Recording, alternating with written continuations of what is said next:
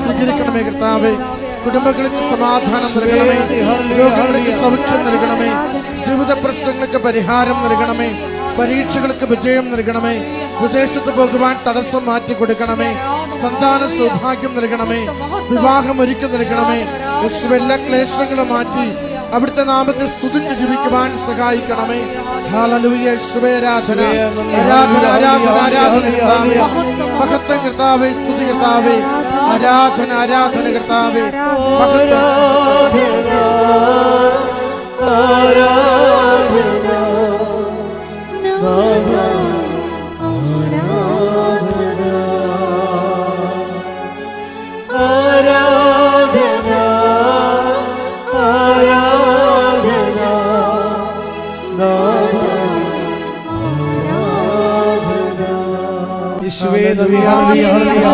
ആരാധന മഹത്വം കർത്താവേ. ധ്യാനം നയിക്കുന്ന ജോസഫ് പരിപാലിക്കണമേ. ദിവ്യ സന്ദേശങ്ങൾ നിങ്ങളെ സഹായിക്കണമേ. സൗഖ്യപ്പെടുന്ന ശുശ്രൂഷകളുടെ ആയിരങ്ങളെ ഇവിടുന്ന് സ്പർശിക്കണമേ. ഹല്ലേലൂയ.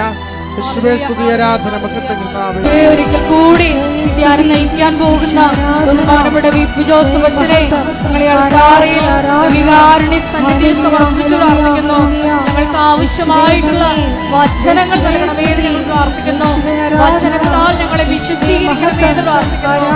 ശക്തീകരിക്കണമേ എന്ന് പ്രാർത്ഥിക്കുന്നു. ആത്മാവിൽ വഴി നടക്കണമേ എന്ന് പ്രാർത്ഥിക്കുന്നു. സാക്ഷികളാക്കി മാറ്റണമേ എന്ന് പ്രാർത്ഥിക്കുന്നു.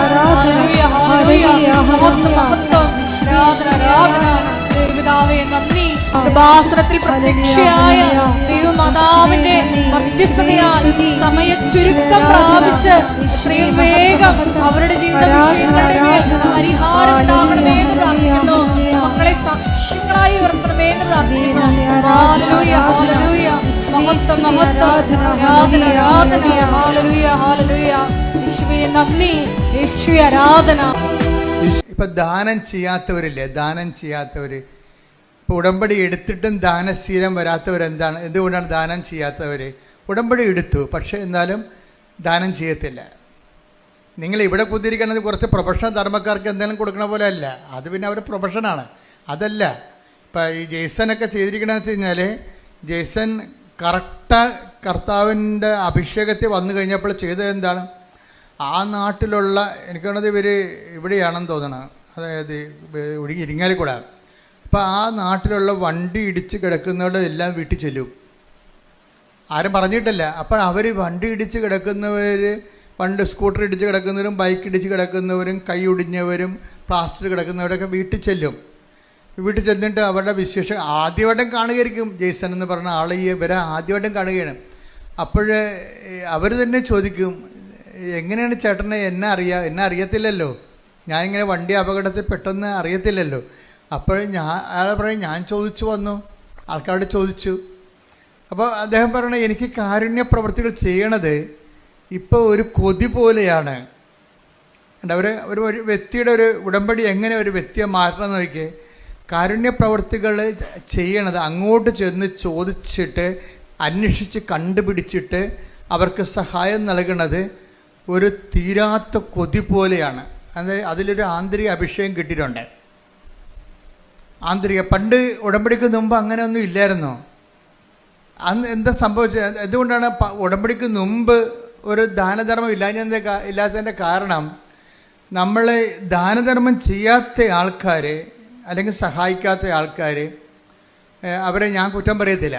എന്താ കാരണം വെച്ച് കഴിഞ്ഞാൽ അവരിപ്പം നമ്മൾ ഒരു കൊട്ടയിൽ കുറച്ച് ആപ്പിൾ ഇരിക്കണം എന്ന് വിചാരിച്ചോ. അപ്പം ഒരു കൊട്ടയുണ്ട്, ഒരു 200 ആൾക്കാരും ഉണ്ട്. അവരെല്ലാം കൂടി ഇടിച്ച് ഇതിൻ്റെ അകത്ത് കയറിയാൽ മാത്രമേ നമുക്ക് ആപ്പിൾ ഫ്രീ ആയിട്ട് കിട്ടുന്നതാണ്. പക്ഷേ നമുക്ക് നമ്മുടെ കയ്യിൽ നിന്ന് ചിലവാകണത് എന്താണ്? ഇടിച്ച് ഞെക്കി അതിൻ്റെ അകത്ത് വേർത്തൊലിച്ച് ആൾക്കാരുടെ നാട്ടുകാരുടെ മുട്ടുകൈ കൊണ്ടൊക്കെ ഇതിനകത്ത് കയറാൻ പറ്റത്തുള്ളൂ. കയറി ഒരു ആപ്പിൾ എടുത്തുകൊണ്ട് നമ്മൾ പുറത്തേക്ക് വരുമ്പോൾ, അല്ലെങ്കിൽ 2 ആപ്പിൾ എടുത്തുകൊണ്ട് പുറത്തേക്ക് വരുമ്പോൾ ഒരുത്തൻ അവിടെ ഇടിക്കാൻ നിവൃത്തിയില്ലാത്തവനും മുട്ടാൻ നിവൃത്തിയില്ലാത്തവനും കൈ നീട്ടുമ്പോൾ പറയും, ഞാൻ ഇടിച്ചാൽ വാങ്ങിച്ചത് നിങ്ങൾ ഇടിച്ചു വാങ്ങിച്ചോളാൻ പറയും. അതെന്താണ്? നമ്മളതിൻ്റെ അത് സ്പെൻഡ് ചെയ്താൽ കൊണ്ടാണ്. ഇതാണ് ഇതിൻ്റെ വരുന്ന ഒരു ടെക്നിക്ക് എന്ന് പറയുന്നത്. കാര്യം ആൾക്കാർ ദാനം ചെയ്യാത്തതിൻ്റെ കാരണം ഞാൻ കുറേ കഷ്ടപ്പെട്ടാണ് ഈ നിലയിലെത്തിയത്, അങ്ങനെ ഓശാര നീ ഇരുന്നതിൻ്റെ ഇടയ്ക്ക് നിന്ന് പുഴുങ്ങി തിന്നണ്ട. ഇതാണ് നിലപാട്. ഉടമ്പടിയിൽ വരുമ്പോൾ ഈ എല്ലാവരുടെയും മനസ്സിലിരിക്കുന്ന ഒരു രഹസ്യ നിലപാടെന്ന് പറയുന്നത്, ദാനം ചെയ്യാത്തതിൻ്റെ കാരണം ഞാൻ കുറേ കഷ്ടപ്പെട്ടാണ് പഠിച്ചാണ് ഇവിടം വരെ എത്തിയത്. നീയും അതുപോലെ. അപ്പോൾ ഒരു നീതിബോധം അതിൻ്റെ അകത്തുണ്ട്, ഒരു നീതിബോധമുണ്ട്. പക്ഷെ ഇത് ദൈവത്തിൻ്റെ നീതിയല്ല. ദൈവത്തിൻ്റെ നീതി ഭയങ്കര വ്യത്യാസമുണ്ട്. അതുകൊണ്ട് കർത്താവ് പറയണത് ചോദിക്കുന്നവർക്കൊക്കെ കൊടുക്കാൻ പറയും. അപ്പം നമ്മൾ പറയും അങ്ങനെ ചോദിക്കുന്നവർക്കൊക്കെ ഒന്നും കൊടുക്കാൻ പറ്റത്തില്ല. കാര്യം ഇവനൊക്കെ മനുഷ്യനെ പറ്റിക്കാൻ വേണ്ടി ഇരിക്കുകയാണ്. നമ്മൾ കൊടുത്താലേ നമ്മൾ കൊടുക്കണത് കൊണ്ട് വേറെ ആൾക്കാർ പോയി വെള്ളമടിക്കുകയുള്ളെന്ന് പറയും. അത് നമ്മളെ പിടിച്ചിരിക്കാൻ വേണ്ടി നമ്മൾ പറയണതാണ്. നമ്മൾ ധർമ്മക്കാർക്ക് ചില ആൾക്കാർ പൈസ കൊടുക്കത്തില്ല. എന്താ കൊടുക്കാമെന്ന് ചോദിക്കുമ്പോൾ പറയാം, നമ്മൾ കൊണ്ട് വെള്ളം അടിക്കുമെന്ന്. അപ്പോൾ ഈ അയാൾക്ക് CBI അന്വേഷണമാണ് ഇയാൾ വിചാരിക്കുന്നത്. അപ്പം നമ്മൾ കൊടുക്കുന്ന കാശ് കൊണ്ട് അയാൾ വെള്ളം അടിക്കുന്നുണ്ടോ ഇല്ലയോ എന്നറിയാൻ വേണ്ടി. ഇതൊന്നുമല്ല, പുള്ളിക്കത് കൊടുക്കാൻ കഴിയത്തില്ല. അതുകൊണ്ട് ഈശോ എന്താ പറയുക വെച്ചാൽ ചോദിക്കുന്നവർക്കൊക്കെ കൊടുക്കാൻ പറയും. നോൻപ് കാലത്ത് നമ്മൾ ശ്രദ്ധിക്കണം. Take the bed of God. ശ്രദ്ധിക്കട്ടെ. ഹല്ലേലൂയ, യേശുവേ നന്ദി. Hallelujah, hallelujah, hallelujah, hallelujah, hallelujah. യേശുവേ ആരാധന, ആരാധന, ആരാധന. മത്തായി 5:42. ചോദിക്കുന്നവന് കൊടുക്കുക, വായ്പ വാങ്ങാൻ ഇച്ഛിക്കുന്നവനിൽ നിന്ന് ഒഴിഞ്ഞു മാറരുത്. പക്ഷെ എന്താ പ്രോബ്ലം വെച്ച് കഴിഞ്ഞാൽ ഇത് നമുക്ക് തോന്നുന്നു ഇത് ശരിയല്ലല്ലോ ഈ പറയണത്. ചോദിക്കുന്നതിനൊക്കെ കൊടുക്കാൻ പറ്റുമോ? വായ്പ വാങ്ങാൻ വരെ പറയുന്നവർക്ക് ഒന്ന് ഒഴിഞ്ഞു മാറിയാൽ നമ്മൾക്ക് പിന്നെ അവസാനം നമ്മൾ തന്നെ അടക്കേണ്ടി വരികയില്ലേ? ഇതൊക്കെ ശരിയാണ്. മാനുഷ്യമായി പറഞ്ഞാൽ ഇതെല്ലാം ശരിയാണ്. സുവിശേഷം മാനുഷ്യമായ നിലപാടിന് എതിരാണ്. എന്താ കാര്യം? സുവിശേഷ നീതി എന്ന് പറയുന്നത് മാനുഷിക നീതി, ലോകരാജ്യത്തിൻ്റെ നീതിയല്ല. ഇതൊരു ഭരണഘടനയിൽ ഇങ്ങനെ നമുക്ക് പറയുന്നത് കുഴപ്പമില്ല, കോടതിയിലൊക്കെ ഇത് വിലപ്പോവും. പക്ഷേ ദൈവത്തിൻ്റെ മുമ്പിൽ വിലപ്പോകത്തില്ല. കാര്യം എന്താണ്? ദൈവത്തിൻ്റെ മുമ്പിൽ വിലപ്പോകുന്നത് ദൈവരാജ്യത്തിൻ്റെ നീതിയാണ്. കർത്താവ് സംസാരിക്കുന്നത് ദൈവരാജ്യത്തിൻ്റെ നീതിയുടെ ലെവലിലാണ് സംസാരിക്കുന്നത്. അതുകൊണ്ടാണ് സുവിശേഷം ചിലർക്ക് മനസ്സിലാകാത്തതിൻ്റെ കാരണം. ദൈവരാജ്യ നീതി അതാണ്. ദൈവരാജ്യം ഭക്ഷണവും പാനീയവും അല്ലെന്ന് പറഞ്ഞിട്ട് എന്താ പറയണത്? നീതിയും സമാധാനം. അത് ദൈവരാജ്യത്ത് എവിടെപ്പോൾ ശ്രുതികട. Hallelujah, hallelujah, hallelujah, hallelujah, hallelujah. യേശുവേ നന്ദി, യേശുവേ സ്തുതി. Hallelujah, hallelujah, hallelujah, hallelujah. Roma 14:17. ദൈവരാജ്യം എന്നാൽ ദൈവരാജ്യം എന്നാൽ ഭക്ഷണവും പാനീയവുമല്ല, പ്രത്യുത നീതിയും സമാധാനവും പരിശുദ്ധാത്മാവിലുള്ള സന്തോഷവുമാണ്.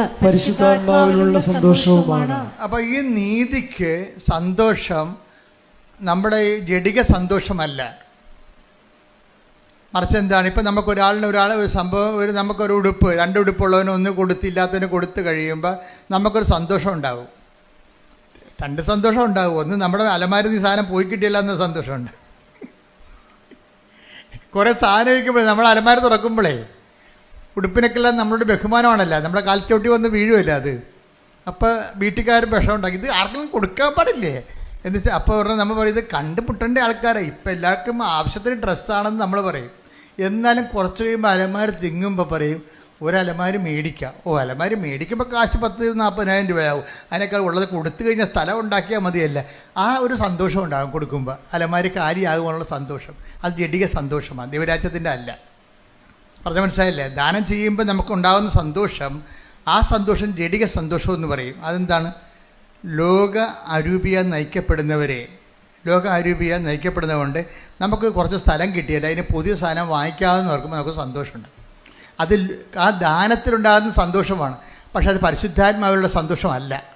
നിങ്ങളീ പറഞ്ഞ പല കാര്യങ്ങളും നമുക്ക് അനുഭവിക്കുന്ന പല വിഷയങ്ങളും ദൈവവുമായിട്ട് ബന്ധമില്ലാത്തതാണ്. പക്ഷേ ദൈവത്തിൻ്റെ അക്കൗണ്ടിലാണ് നമ്മളിതൊക്കെ അനുഭവിക്കുന്നത്. പക്ഷേ സംഭവം ജഡിക സന്തോഷമാണ്. വളരെ സൂക്ഷ്മതയോടെ കൈകാര്യം ചെയ്യേണ്ട വിഷയമാണ് ദൈവരാജ്യം. അപ്പോൾ ദൈവരാജ്യം എന്ന് പറയുമ്പോൾ ഈ നീതി, അതായത് നീതി എന്ന് പറയുന്നത് ദൈവത്തിൻ്റെ ഒരു നീതിയുണ്ട്. അത് ദൈവത്തിൻ്റെ നീതി മെരിട്ട് നോക്കാതെ ചെയ്യണ നീതിയാണ്. സ്നേഹത്തിൽ നിന്ന് വരുന്ന നീതിയാണത്. ഇപ്പോൾ ഈശോ ക്രൂശിക്കപ്പെട്ടു, ആ നീതി എന്താണ്? അവൻ നമ്മളെ നീതീകരിച്ചതിൻ്റെ ഒരു നീതിയാണ്. എന്തെന്ത് ഇപ്പം നമ്മളുടെ ക്വാളിറ്റി നോക്കിയിട്ടാണ് ദൈവം നമ്മളെ, എല്ലാ ദുഷ്ടന്മാർക്കും ശിഷ്ടന്മാർക്കും വേണ്ടി ദൈവം പാപത്തിന് പരിഹാരം ചെയ്തിട്ടുണ്ട്. എന്താണ് എക്സ്പെൻഡിച്ചത്? ഈശോ ചെലവ് ചെയ്തത്, തൻ്റെ ജീവിതം ചെലവ് ചെയ്തപ്പോഴുണ്ടാകുന്നൊരു നീതി എന്താണ്? നമ്മളുടെ മെരിറ്റ് നോക്കിയിട്ടല്ല ചെയ്തിരിക്കുന്നത്. ഇതുപോലെയാണ് മറ്റുള്ളവരുടെ മെരിറ്റ് നോക്കാതെ നമ്മൾ അവർക്ക് വേണ്ടി ചെലവ് ചെയ്യുമ്പോൾ നമുക്ക് പരാതികളോ പരിഭവങ്ങളോ ഇല്ല. എന്താ ഞാനിങ്ങനെ പറഞ്ഞത്, ഈ ജെയ്സൺ എന്ന് പറയുന്ന കക്ഷി അവസാനം പറഞ്ഞു നിർത്തുന്നത് കുറേ കാര്യങ്ങൾ. ജെയ്സൻ്റെ സാക്ഷ്യം എന്ന് പറയുന്നത് ഒരു സുവിശേഷമാണ്. അവസാനം ഇദ്ദേഹം പറയണത്, ഇപ്പോഴേ ഞാൻ വല്ലാത്ത ഒരു ആത്മസംതൃപ്തി ഞാൻ അനുഭവിക്കുന്നുണ്ട്, ഞാൻ ദൈവത്തിൽ ആനന്ദിക്കുന്നുണ്ട്. ഞാൻ പറയണതെല്ലാം ആത്മീയ കാര്യങ്ങളാണ്. പക്ഷെ നിങ്ങൾ അത് ലോകത്തിൻ്റെ രീതി മനസ്സിലാക്കുന്നത് കൊണ്ട് എൻ്റെ സന്തോഷം ഞങ്ങൾക്ക് ട്രാൻസ്ഫർ ചെയ്യാൻ പറ്റത്തില്ലെന്ന്. എന്ത് രസമാണ് ആ സാക്ഷ്യങ്ങൾ. അതായത് ഞാൻ അനുഭവിക്കുന്നൊരു ആത്മീയ സന്തോഷമാണ്. ഇങ്ങനെ ആൾക്കാരെ കണ്ട് തിരക്കി പിടിച്ചൊക്കെ ഞാൻ ചെല്ലുമ്പോൾ എന്നിട്ട് ജയ്സൺ പറയും, ഇപ്പോഴേ എനിക്ക് തോന്നണത്, അദ്ദേഹത്തിൻ്റെ സ്വന്തം ഇൻട്രോസ്പെക്ഷൻസ് ഒത്തിരി ഉണ്ട് അതിൻ്റെ അകത്ത്. ഇപ്പോൾ തോന്നുന്നത് ഞാൻ എത്തേണ്ടിടത്ത് എത്തിയെന്ന് എനിക്ക് തോന്നണമെന്ന്. എന്തോ ഒരു കണ്ടൻറ്റഡ് ആയിട്ടുള്ള, ഹീസ് സോ കണ്ടൻറ്റഡ്. അതായത് ഒരു ഉടമ്പടി ജീവിതം ഒരു മനുഷ്യൻ നിന്ന്, എനിക്ക് പറഞ്ഞാൽ ആദ്യമായിട്ടാണ് ഉടമ്പടി ആയിട്ട് ഇങ്ങനെ ഒരു സംഭവം, ഒരു ഇൻട്രോസ്പെക്റ്റീവായിട്ടുള്ള ഒരു അസസ്മെൻറ്റ് വരണത്. അദ്ദേഹം പറയണത്, എനിക്ക് തോന്നണത് അദ്ദേഹത്തിൻ്റെ ജീവിത രീതി തന്നെ മാറി. ഇപ്പം ഞായറാഴ്ച പണ്ട് ആദ്യം വൈഫിനെ കൊണ്ട് ഉടമ്പടി എടുപ്പിച്ചുകൊണ്ടിരുന്നത്.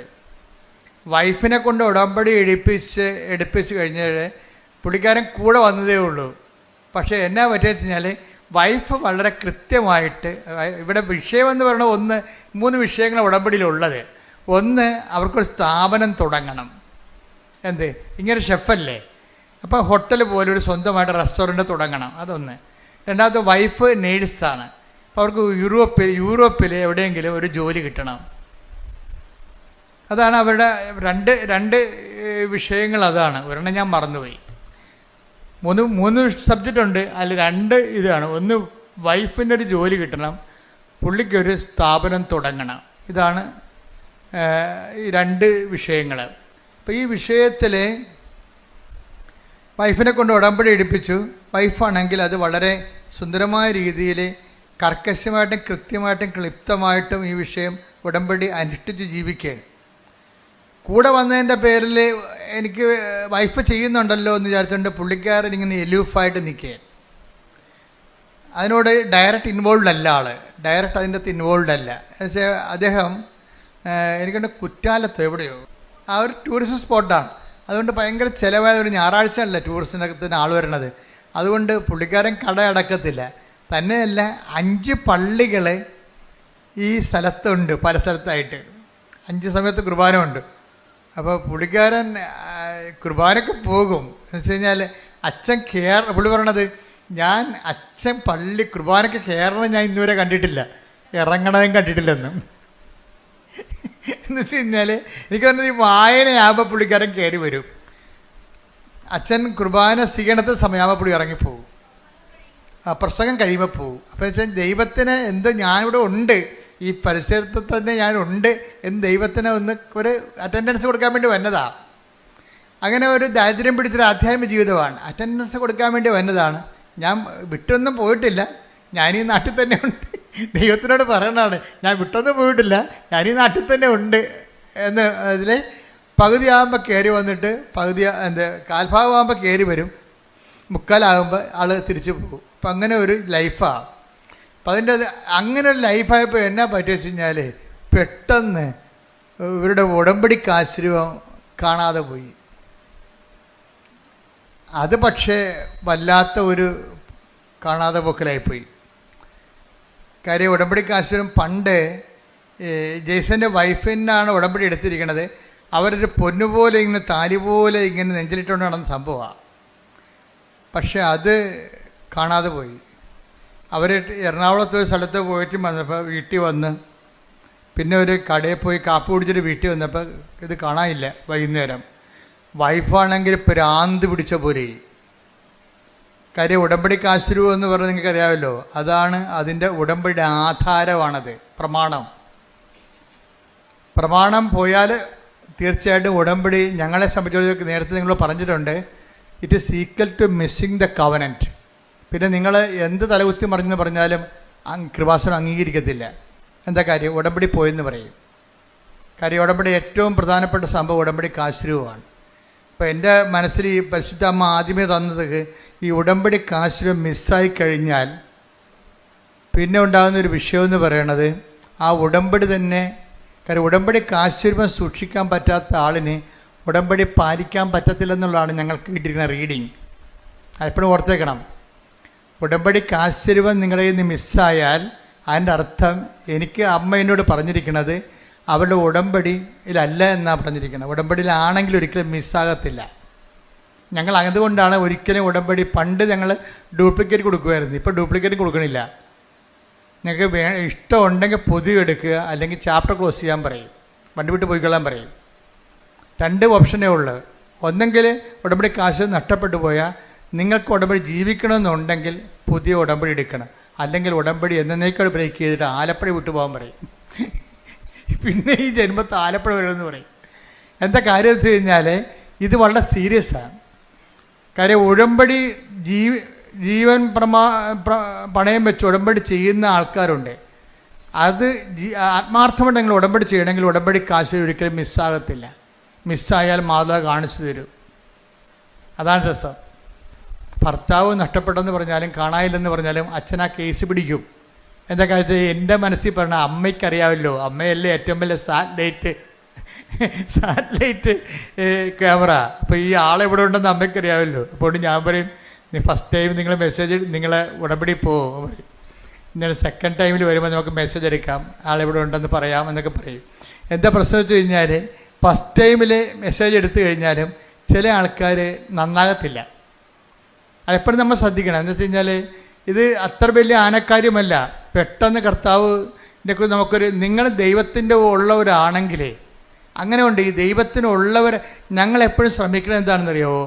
നിങ്ങൾ ക്രിസ്തുവിനുള്ളവരാകാൻ വേണ്ടിയാണ് ഞങ്ങൾ ശ്രമിക്കുന്നത്. 2 തരം മനുഷ്യരുണ്ട്. ക്രിസ്തുവിനുള്ളവരും ഉണ്ട്, ക്രിസ്തുവിനില്ലാത്തവരും ഉണ്ട്.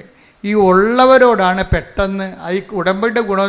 അറ്റാക്ക് വേടപ്പോൾ നിങ്ങൾ ക്രിസ്തുവിനുള്ളവരാണെങ്കിൽ സ്തുതിക്കട്ടെ. Hallelujah hallelujah hallelujah hallelujah.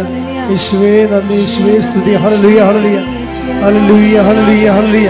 യേശുവേ ആരാധന ആരാധന ആരാധന ആരാധന. മർക്കോസ് 9:41.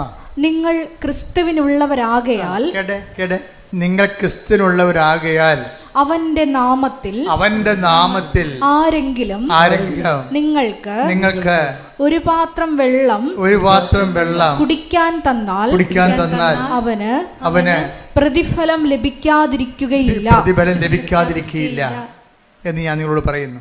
അപ്പോൾ ഇത് ഞങ്ങളെപ്പോഴും എനിക്കിതിൻ്റെ ഗുഡൻസ് ഏറെക്കുറെ അറിയാവുന്നതുകൊണ്ട് ഞാൻ എപ്പോഴും ഉടമ്പടി ഭയങ്കര കാർക്കശ്യം കാണിക്കും. ഇവിടെയൊക്കെ ഭയങ്കര ബഹളമായിരിക്കും ചില സമയത്ത്. കുമ്പസാരമില്ല, കുർബാനയില്ല, എന്നിട്ട് കാര്യം കാണാൻ വേണ്ടി മാത്രം പറ്റിപ്പഴപ്പിന് വേണ്ടി ദൈവത്തിനെ ദുർവിനിയോഗിക്കാൻ വരും. അതൊക്കെ ഭയങ്കര പടയിരിക്കും. പട കഴിഞ്ഞിട്ട് ഞാൻ പോകും. ഞാൻ പിന്നെ അടുത്ത കാര്യം ഈ അടുത്ത ആളിനെ അത് ബാധിക്കരുതല്ല. അതുകൊണ്ട് ഞാൻ ഇന്ന് പോയി വരുന്ന പ്രാർത്ഥിച്ചിട്ട് തിരിച്ചു വരും. കാര്യം ഈ സാധനത്തോട് നമുക്കൊന്നും നടക്കത്തില്ല. കാര്യം അവർ ദൈവത്തെ ദുർവിനിയോഗിക്കാൻ വേണ്ടി ഭൗതികമായ ആനുകൂല്യങ്ങൾക്ക് വേണ്ടി മാത്രം തന്നെയാണ്. അവർക്ക് ദൈവത്തെ വേണ്ട, ദൈവത്തിൻ്റെ ആനുകൂല്യങ്ങൾ മാത്രം മതി. അപ്പം അങ്ങനെ ഒരു വർഗമുണ്ട്.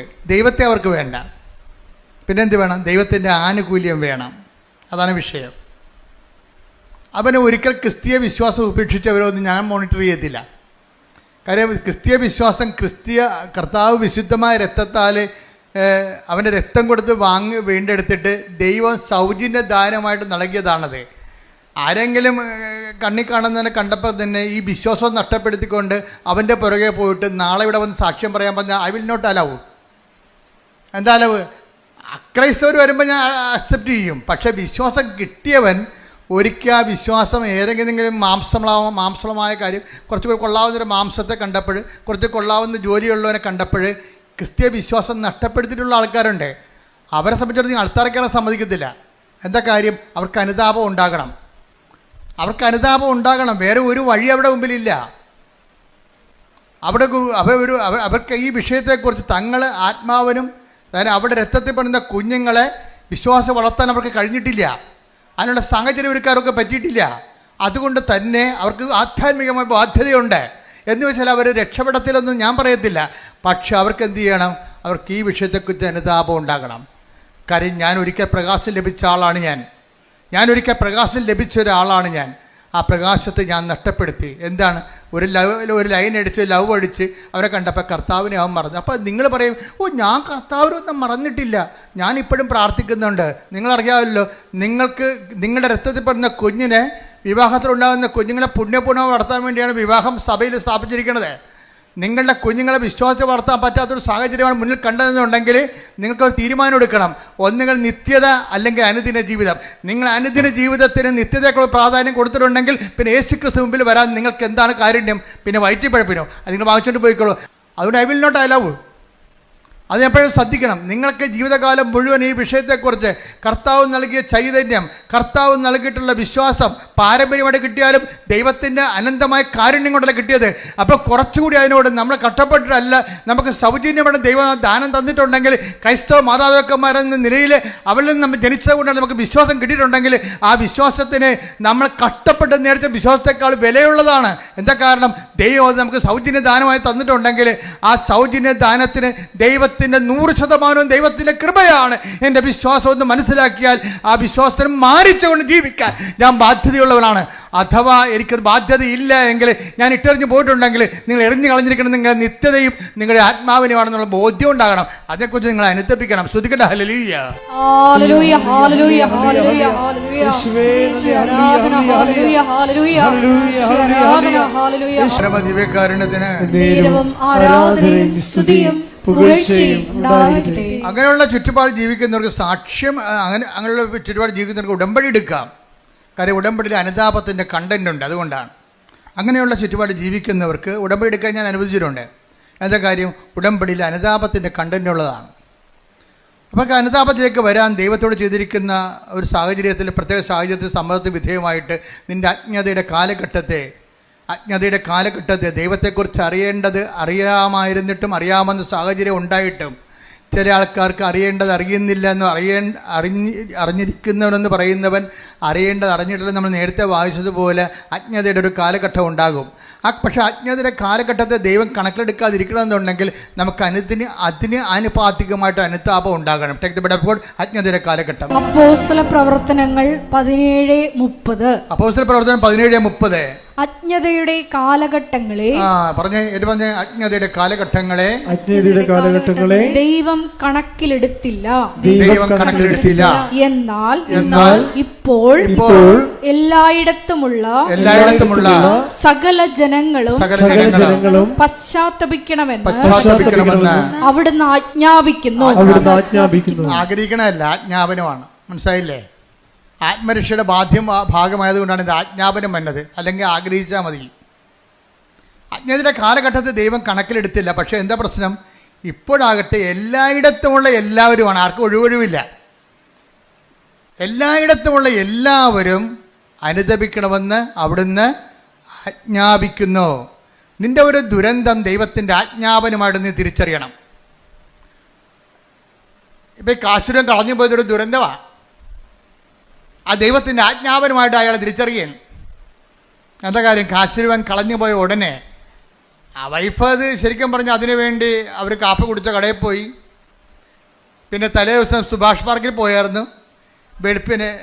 വെളുപ്പിനെ വന്നിട്ട് സുഭാഷ് പാർക്ക് തുറപ്പിച്ച് അതിൻ്റെ അകത്ത് അവരിരുന്ന സ്ഥലത്ത് പോയി നോക്കി. അവിടെ കണ്ടില്ല, കുറേ കഷ്ടപ്പെട്ട് അവസാനം ഇവിടെ വന്ന് അന്നത്തെ കാലത്ത് ഡ്യൂപ്ലിക്കേറ്റ് വാങ്ങിച്ചുകൊണ്ട് പോയി. ഇന്ന് ഡ്യൂപ്ലിക്കേറ്റ് പോലും ഇല്ലെന്ന് ഓർത്തേക്കണം കേട്ടോ. അങ്ങനെ സംഭവമേ ഇല്ല ഇപ്പം. പക്ഷേ എന്ത് പറ്റി, ഡ്യൂപ്ലിക്കേറ്റ് വാങ്ങിച്ചുകൊണ്ട് പോയിട്ടും പെട്ടെന്ന് കാര്യങ്ങൾ സംഭവിച്ചു. എന്താണ്, അവർക്ക് അവരുടെ പ്രോസസ്സായിട്ടിരിക്കുകയായിരുന്നാണ്, അവരുടെ വിസ പ്രോസസ്സായിട്ടിരിക്കുകയായിരുന്നു. അത് മൊത്തം അടലപടലാടെ ഇങ്ങനെ പൊളിഞ്ഞു വീണ് എല്ലാം ക്യാൻസലായി. പിറ്റേ ദിവസം അവരയച്ച പത്രം, പിറ്റേ ആഴ്ചയിൽ അവരയച്ച മുഴുവൻ അപേക്ഷ റിജക്റ്റ് ചെയ്ത് അതുപോലെ തന്നെ കൊറിയറിൽ തിരിച്ചു വന്നു. ഇയാൾ ആശ്രയം വെച്ചുള്ള കടകളിൽ കച്ചവടം കുറഞ്ഞു. നോക്കിയാൽ എല്ലാം, അതായത് നമ്മൾക്ക് വരാൻ പോകുന്ന ദുരന്തമാണ്. അജ്ഞതയുടെ കാലഘട്ടത്തിൽ ദൈവം കണക്കിലെടുത്തില്ല. എന്നാൽ ഇപ്പോൾ എല്ലായിടത്തും നമ്മൾ എല്ലാവരും അനുദപിക്കണമെന്ന്. ഒരു ദുരന്തം വരുമ്പോൾ അനുതാപമാണ് ഉദ്ദേശിക്കുന്നത്. ദുരന്തം വെച്ചാൽ എല്ലാ ദുരന്തം, ചെറിയ ഒരു വിശപ്പ് പോലും ഒരു ദുരന്തമാണ്, ഒരു രോഗം പോലും ഒരു ദുരന്തമാണ്. അതുകൊണ്ടല്ലേ 13:4 വായിച്ചോളൂ ലൂക്കായുടെ സുവിശേഷം. ശ്രുതികട ഹല്ലേലൂയ ഹല്ലേലൂയ ഹല്ലേലൂയ.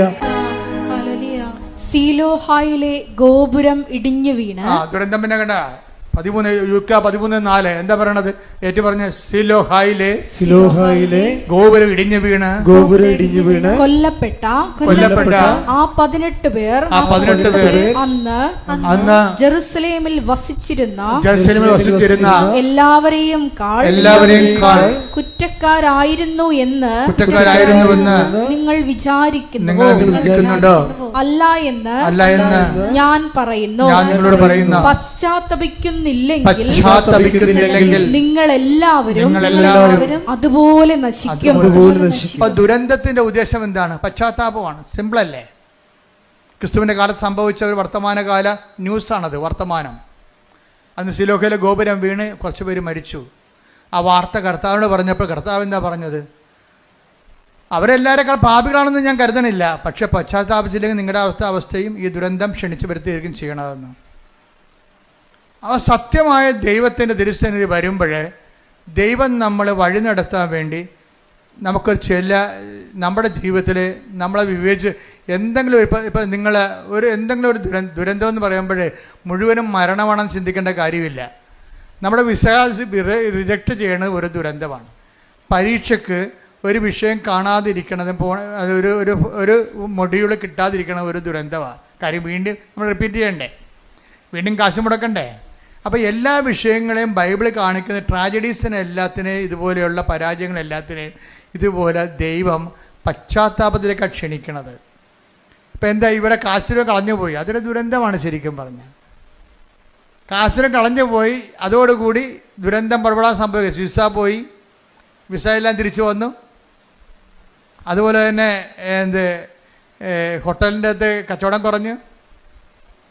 അപ്പം അതിന് ജെയ്സൺ പറയണത് എങ്ങനെയാ വെച്ച് കഴിഞ്ഞാൽ ഭാര്യ ഉടമ്പടി ജീവിക്കുന്നുണ്ടെങ്കിലും ഞാൻ ആ വീട്ടിൽ താമസിക്കുന്നുണ്ടല്ലോ, എനിക്കാണെങ്കിൽ ഒരു കുഴപ്പമുണ്ട്, വാ പിടിച്ചാൽ ഞാൻ തെറി പറയുമെന്ന്.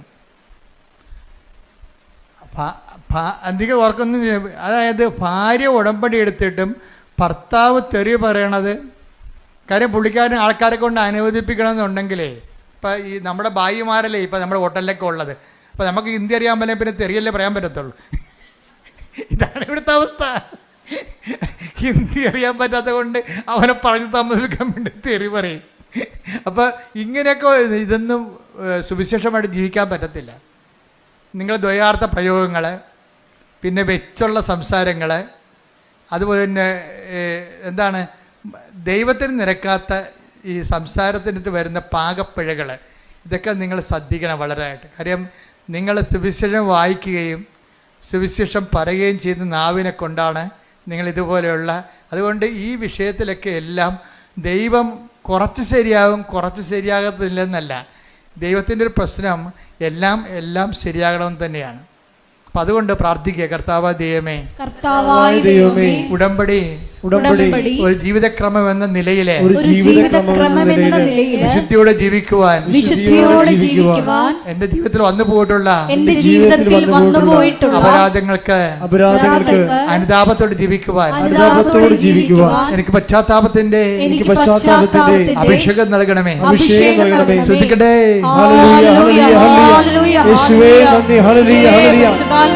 സ്വീകരിക്കുവാൻ ഞങ്ങൾക്ക് ആഴമായ അനുതാപം നൽകണമേ. ഹല്ലേലൂയ. പരിശുദ്ധ പരമ ദിവ്യകാരുണ്യത്തിന് എന്നേരവും ആരാധനയും സ്തുതിയും പുകഴ്ചയും ഉണ്ടായിരിക്കട്ടെ. എന്തുകൊണ്ടാണ് ഇത് അനുതാപം താമസിക്കാൻ കാരണം? എന്താണ് അനുതാപം താമസിക്കാൻ കാരണം? ദൈവത്തെക്കുറിച്ചുള്ള അംബിഗ്വസ് ആയിട്ടുള്ള, അതായത് എന്താണ് അംബിഗ്വസ് എന്ന് വെച്ചാൽ വ്യക്തതയില്ലാത്ത, രണ്ട് ഭാഗവും ശരി, അതും ശരി ഇതും ശരി എന്നൊക്കെ പറയത്തില്ലേ. ദൈവത്തെക്കുറിച്ചുള്ള ക്ലാരിറ്റി ഇല്ലെങ്കിൽ അനുതാപം താമസിക്കും.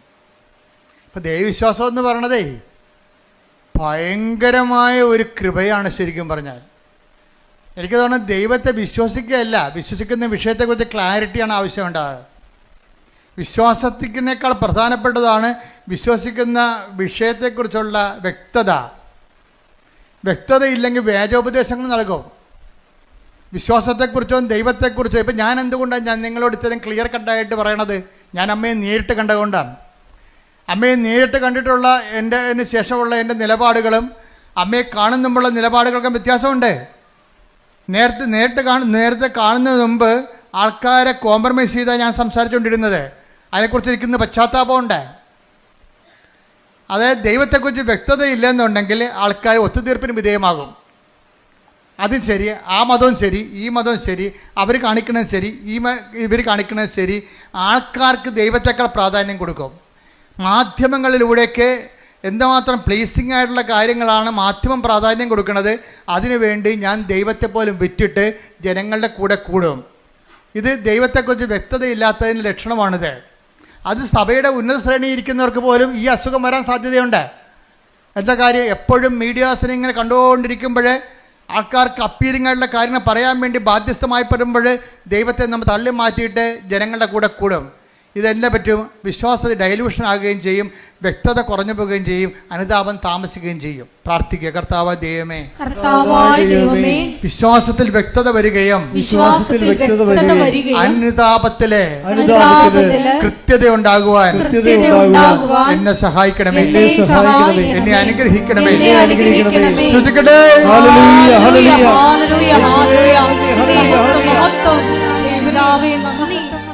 അനുതാപത്തെക്കുറിച്ച് എന്തുകൊണ്ടാണ് അനുതാപം ജനിക്കാത്തതിൻ്റെ കാരണം എന്തുകൊണ്ടാണ്? അതിൻ്റെ ഒരു കാരണം ദൈവത്തെക്കുറിച്ച് വ്യക്തതയില്ലാത്തത് കൊണ്ടും വിശ്വസിക്കുന്ന കാര്യത്തെക്കുറിച്ച് കൃത്യതയില്ലാത്തത് കൊണ്ടാണ്. രണ്ടാമത്തേത് എന്തുകൊണ്ടാണ്? ദൈവത്തെ മാറ്റി നിർത്തിക്കൊണ്ടൊരു സ്നേഹം. ഇപ്പം നമ്മൾ സ്നേഹത്തിൻ്റെ ഒരു കുഴപ്പമുണ്ട്. സ്നേഹത്തിന് ഒരു കുഴപ്പമുണ്ട്. സ്നേഹം ഏറ്റവും നല്ലതാണ്, പക്ഷേ എല്ലാ കുഴപ്പം പിടിച്ച സംഭവമാണ്. സ്നേഹം ഇങ്ങോട്ട് വന്നു കഴിഞ്ഞാൽ ചിലർക്ക് സ്നേഹത്തിന് ഓവർ പ്രാധാന്യം വരും. അപ്പം വിവേചനം നഷ്ടപ്പെടും. പൗലോസ് അപ്പോസ്തലനെ പോലും വഴിതെറ്റിച്ചൊരു സംഭവമാണത്. തിമോത്തിയോട് പുള്ളിക്ക് ഭയങ്കര ഇഷ്ടമായിരുന്നു. തിമോത്തിക്ക് ഭയങ്കര വയറുവേദനയായിരുന്നു. അപ്പോൾ ഒരു പ്രാവശ്യം തിമോത്തിയോട് പറഞ്ഞേടാ, വയറുവേദന കൊണ്ട് സഹിക്കാൻ പറ്റണില്ല എന്നൊക്കെ പറഞ്ഞ് പുള്ളിക്കും വയറുവേദന ഉണ്ടായിരുന്ന ആളാണ് ഈ പൗലോസ് അപ്പോസ്തലൻ. ആൾസറൊക്കെ ഉണ്ടായിരുന്ന ആളാണ്. അപ്പോൾ ഈ വേദന, തിമോത്തിയുടെ വേദന പുള്ളിക്ക് മനസ്സിലാകും. അപ്പോൾ തിമോത്തിയോട് പറഞ്ഞ്, എടാ അത്ര വേദനയാണെങ്കിൽ ഇത്തിരി വീഞ്ഞ് ഉപയോഗിക്കണേ, വലിയ കുഴപ്പമില്ലെന്ന് പറഞ്ഞു. അതാണ് ഇപ്പോൾ വെള്ളം അടിക്കണവന്മാരെല്ലാം പറയണത്. പൗലോസ് അപ്പോസ്തലൻ പറഞ്ഞിട്ടുണ്ട് വെള്ളം അടിക്കാമെന്ന്. അത് ഒരു ഇത്തിരി സ്നേഹം കൊണ്ട് ഒരു സാധനം പെശകി വീണത്, ഒരു കോംപ്രമൈസ്, ഒത്തുതീർപ്പ് കാണിച്ചതാണ്. എവിടെയെങ്കിലും ഒത്തുതീർപ്പ് വന്നു കഴിഞ്ഞാൽ പിശാച് അത് കൃത്യമായിട്ട് മുതലെടുക്കും. അതുകൊണ്ടാണ് മറ്റുള്ളവർക്ക് അംബികസ് ഉണ്ടാക്കരുതെന്ന് പറഞ്ഞതിൻ്റെ കാരണം. എവിടെയെങ്കിലും ഒരു ഒത്തുതീർപ്പ് വന്നാൽ പിശാച് തന്ത്രപരമായിട്ട് നമ്മളത് ഉപയോഗിക്കുകയും ചെയ്യും, മുതലെടുക്കുകയും ചെയ്യും. അതുകൊണ്ട് തന്നെ ഈ വ്യക്തിതയിൽ നിങ്ങൾ സ്നേഹം കൂടുമ്പോൾ ആ സ്നേഹം കർത്താവ് പറയും എന്താണ്, എല്ലാത്തിനുപരിയായി ദൈവത്തെ, അതാണ് വിഷയം പറയണത്. അതുകൊണ്ട് കൽപ്പന വെച്ച് സെസ് ചെയ്യണതിൻ്റെ കാരണം അതാണ്. എന്നെക്കാൾ ഉപരി സ്വന്തം ഭാര്യയെ സ്നേഹിക്കുന്നവൻ ഐ ഡോണ്ട് വാണ്ട്. എന്തുകൊണ്ട്? ഈശോയ്ക്ക് ആ വിഷയത്തിൽ കൃത്യതയുണ്ട്. കർത്താവ് അങ്ങനെ പറയാമോ? ഈശോയെ നീ തന്നെയല്ലേ പറഞ്ഞത് ഒരു ശരീരമാണെന്ന്? ഒരു ശരീരമാണെന്ന് നീയല്ലേ തന്നെ പറഞ്ഞതേ. എന്നിട്ട് ഇപ്പം എന്താ പറയണത്? എന്നേക്കാൾ ഉപരി ഈ ഒരു ശരീരത്തിൻ്റെ പേരിൽ സ്നേഹിക്കാൻ പോയാൽ ദൈവത്തെ മാറ്റി നിർത്തിക്കൊണ്ട് വൈഫിനെയോ ഭർത്താവിനെ സ്നേഹിച്ച ഐ ഡോണ്ട് വാണ്ട് എന്ന് വെച്ച് കഴിഞ്ഞാൽ എന്താ കർത്താവ്? ദൈവത്തിന് ഒന്നാം സ്ഥാനം കൊടുക്കുന്നില്ലെങ്കിൽ നിൻ്റെ സ്നേഹങ്ങളെല്ലാം ശരിക്കും ചോദ്യചിഹ്നമായിട്ട് മാറും. നിസ്സാര കാര്യമല്ല ഇത്. Take the bed of God. സ്തുതിക്കട്ടെ. Hallelujah, hallelujah, hallelujah, hallelujah. യേശുവേ നന്ദി. Hallelujah, hallelujah. എന്നേക്കാൾ അധികം എന്നേക്കാൾ അധികം പിതാവിനെയോ മാതാവിനെയോ സ്നേഹിക്കുന്നവൻ എനിക്ക് യോഗ്യനല്ല. എന്നേക്കാൾ അധികം പുത്രനെയോ പുത്രിയെയോ സ്നേഹിക്കുന്നവനും എനിക്ക് യോഗ്യനല്ല. അപ്പൊ എന്താ പ്രശ്നം വെച്ച് കഴിഞ്ഞാല്, നമ്മളെ ചിലര് കുഞ്ഞുങ്ങളോട് സ്നേഹം കാരണം ഒന്നും മിണ്ടത്തില്ല. ചില കുഞ്ഞുങ്ങളോട് ചില അമിത 2 കുഞ്ഞുങ്ങളുള്ള കാരണം അമ്മമാർക്ക് ഭയങ്കര 2 കുഞ്ഞുങ്ങളായതാണ് ഏറ്റവും കൂടുതൽ കുഴപ്പമായിരിക്കണം. മുഴുവനും 2 കുഞ്ഞുങ്ങളായത് കാരണം കുഞ്ഞുങ്ങളെ വെറുപ്പിക്കാതിരിക്കണം. അവൻ പള്ളിയിൽ പോകണില്ല, ഞായറാഴ്ച കിടന്ന് ഉറക്കമാണെങ്കിലും കിടക്കട്ടെ, ഇന്നലെ കുറേ പഠിച്ച് കാണും, കൊണ്ടാ പോരെ. ഈ വിശ്വാസം നിലത്തിലടിക്കണം പിടിച്ച്. എന്താ കാര്യം, അവൾക്ക് ദൈവം നൽകിയ കുഞ്ഞ്, ഈ കുഞ്ഞ് പുറത്തോട്ട് വരുമ്പോൾ മാത്രമേ നമുക്കറിയാൻ പറ്റത്തുള്ളൂ ഇത് കണ്ണുണ്ട, കൈയുണ്ട്, എപ്പിലെപ്സിയാണ്, ഓട്ടിസം ആണെന്ന് അറിയാൻ പാടില്ല. ദൈവം നല്ല കുഞ്ഞിനെ തന്നപ്പോഴേ ആ ദൈവത്തിനാണ് കുഞ്ഞിനേക്കാൾ കൂടെ സ്നേഹിക്കേണ്ടത്. ഇതിന് ഓട്ടിസം ആണെങ്കിൽ നീ എന്ത് ചെയ്തേനെ, ഇവിടെ കണ്ടിട്ടില്ലേ, നിങ്ങൾ കണ്ടിട്ടില്ലേ, കരഞ്ഞ് വിളിച്ച്. എനിക്ക് അവരോട് കാണുമ്പോൾ സങ്കടം തോന്നും. എന്ന് വെച്ച് കഴിഞ്ഞാൽ എനിക്ക് അരമണിക്കൂർ സഹിക്കാൻ പറ്റില്ല കുഞ്ഞുങ്ങളൊന്നും ബഹളം ഉണ്ടാക്കുന്നത്. ഇവിടെയുള്ള എല്ലാ രോഗികളെയും അവർ ഡിസ്റ്റർബ് ചെയ്യും. അപ്പം ഞാൻ ഓർക്കും, ദൈവം ഈ തള്ള ഈ കുഞ്ഞിനെയും കൊണ്ട് ജന്മം മുഴുവനും കൊണ്ടു നടക്കണമല്ല. എൻ്റെ ദൈവവേദലേ, നിനക്കൊരു കുഞ്ഞിനെ ഉണ്ടെങ്കിൽ അതിന് ഓട്ടിസം ഇല്ലാതെ, ഹൈപ്പർ ആക്ടിവിറ്റി ഇല്ലാതെ ഒരു കുഞ്ഞിനെ നീ പ്രസവിച്ച് വളർത്തുന്നുണ്ടെങ്കിലേ ആ കുഞ്ഞിനേക്കാൾ കൂടി നീ ദൈവത്തെ സ്നേഹിച്ചില്ലെങ്കിൽ അത് പ്രമാണത്തിനെതിരായിട്ട് വരും. എന്താ കാര്യം, നീ നിൻ്റെ കുഞ്ഞിനേക്കാൾ ഉപരി, ദൈവത്തെക്കാൾ ഉപരി നിൻ്റെ കുഞ്ഞിനെ സ്നേഹിക്കുന്നു. അവന് വേദപാഠം നോക്കണില്ല, അവൻ്റെ പ്രാർത്ഥനാ ജീവിതം നോക്കണില്ല, അതുപോലെ തന്നെ അവൻ്റെ അവൻ്റെ കുർബാന കടം നോക്കണില്ല. അപ്പം നിങ്ങളവർക്ക് ഇതൊക്കെ ഇപ്പോഴും നമ്മൾ ചോദിക്കും, ഇപ്പോഴെന്ത് ജാതിയും മതവും ഇപ്പം ഒന്നുമില്ല. ജാതിയും മതമായാലും എല്ലാം നിങ്ങൾക്ക് പണിയായിരിക്കും. ദൈവത്തിൽ നിരക്കാത്തൊരു ജാതി കൊണ്ടുവന്ന കാര്യമില്ല. പക്ഷെ അതല്ല പ്രശ്നം. നിൻ്റെ ആത്മാവിനെ ഈശോ എന്താ പറഞ്ഞത്, നിങ്ങൾ ലോകം മുഴുവൻ നേടും, അമേരിക്കയിലും പോകും, അതുപോലെ തന്നെ നിങ്ങൾ PhD എടുക്കും, നിങ്ങൾ പറയുന്ന കേംബ്രിഡ്ജിൽ നിങ്ങൾ പ്രൊഫസറുമാകും. ലോകം മുഴുവനും നേടിയാലും നിന്റെ ആത്മാവ് നഷ്ടപ്പെട്ടാൽ എന്ത് പ്രയോജനം? Take the bread of God. ശ്രദ്ധിക്കട്ടെ. മത്തായി 16:26. ഒരുവൻ ലോകം മുഴുവൻ നേടിയാലും സ്വന്തം ആത്മാവിനെ നഷ്ടപ്പെടുത്തിയാൽ അവന് എന്ത് പ്രയോജനം? ഒരുവൻ സ്വന്തം ആത്മാവിന് പകരമായി എന്തു കൊടുക്കും? ഇപ്പം എന്താ പ്രശ്നം വെച്ച് കഴിഞ്ഞാൽ, പിശാചിൻ്റെ ഒരു തന്ത്രം എന്ന് വെച്ച് കഴിഞ്ഞാൽ ആത്മാവ് ഇല്ലെന്ന് അങ്ങോട്ട് പറഞ്ഞേക്കും. പറഞ്ഞ് തീർന്നില്ല പരിപാടി. കർത്താവ് കടക്കൽ കൊണ്ട് കത്തി വെച്ചിരിക്കുകയാണ്. വൃക്ഷങ്ങളുടെ വേരിനെ കൊടലേക്ക് ഒഴിപ്പിക്കപ്പെട്ടാണ് പറഞ്ഞിരിക്കുന്നത്. എന്താണ്, നിങ്ങൾ ലോകം മുഴുവൻ നേടിയാലും, എല്ലാവരും മനുഷ്യൻ്റെ പറക്കാൻ ഭാഷ എന്താണ്, അവൻ ആഗ്രഹിക്കുന്ന ലോകം, അവൻ ഉദ്ദേശിക്കുന്ന ലോകം, അവൻ സങ്കല്പിക്കുന്ന ലോകം നേടാൻ വേണ്ടിയല്ലേ. നിങ്ങൾ ഉടമ്പടി എടുത്തിരിക്കുന്നതിൻ്റെ ഉദ്ദേശം എന്താണ്? നിങ്ങൾ സങ്കല്പിക്കുന്ന ലോകം നേടാൻ വേണ്ടിയാണ്. പക്ഷെ കർത്താവ് ചോദിക്കുന്നത് എന്താണ്, ഈ സങ്കല്പിക്കുന്ന നിയോഗങ്ങളെല്ലാം നിറവേറിയാലും ആത്മാവ് നഷ്ടപ്പെട്ടാൽ എന്ത് പ്രയോജനം? അഥവാ ആത്മാവിന് പകരമായി നീ എന്ത് കൊടുക്കും? ശ്രുതികട ഹല്ലേലൂയ.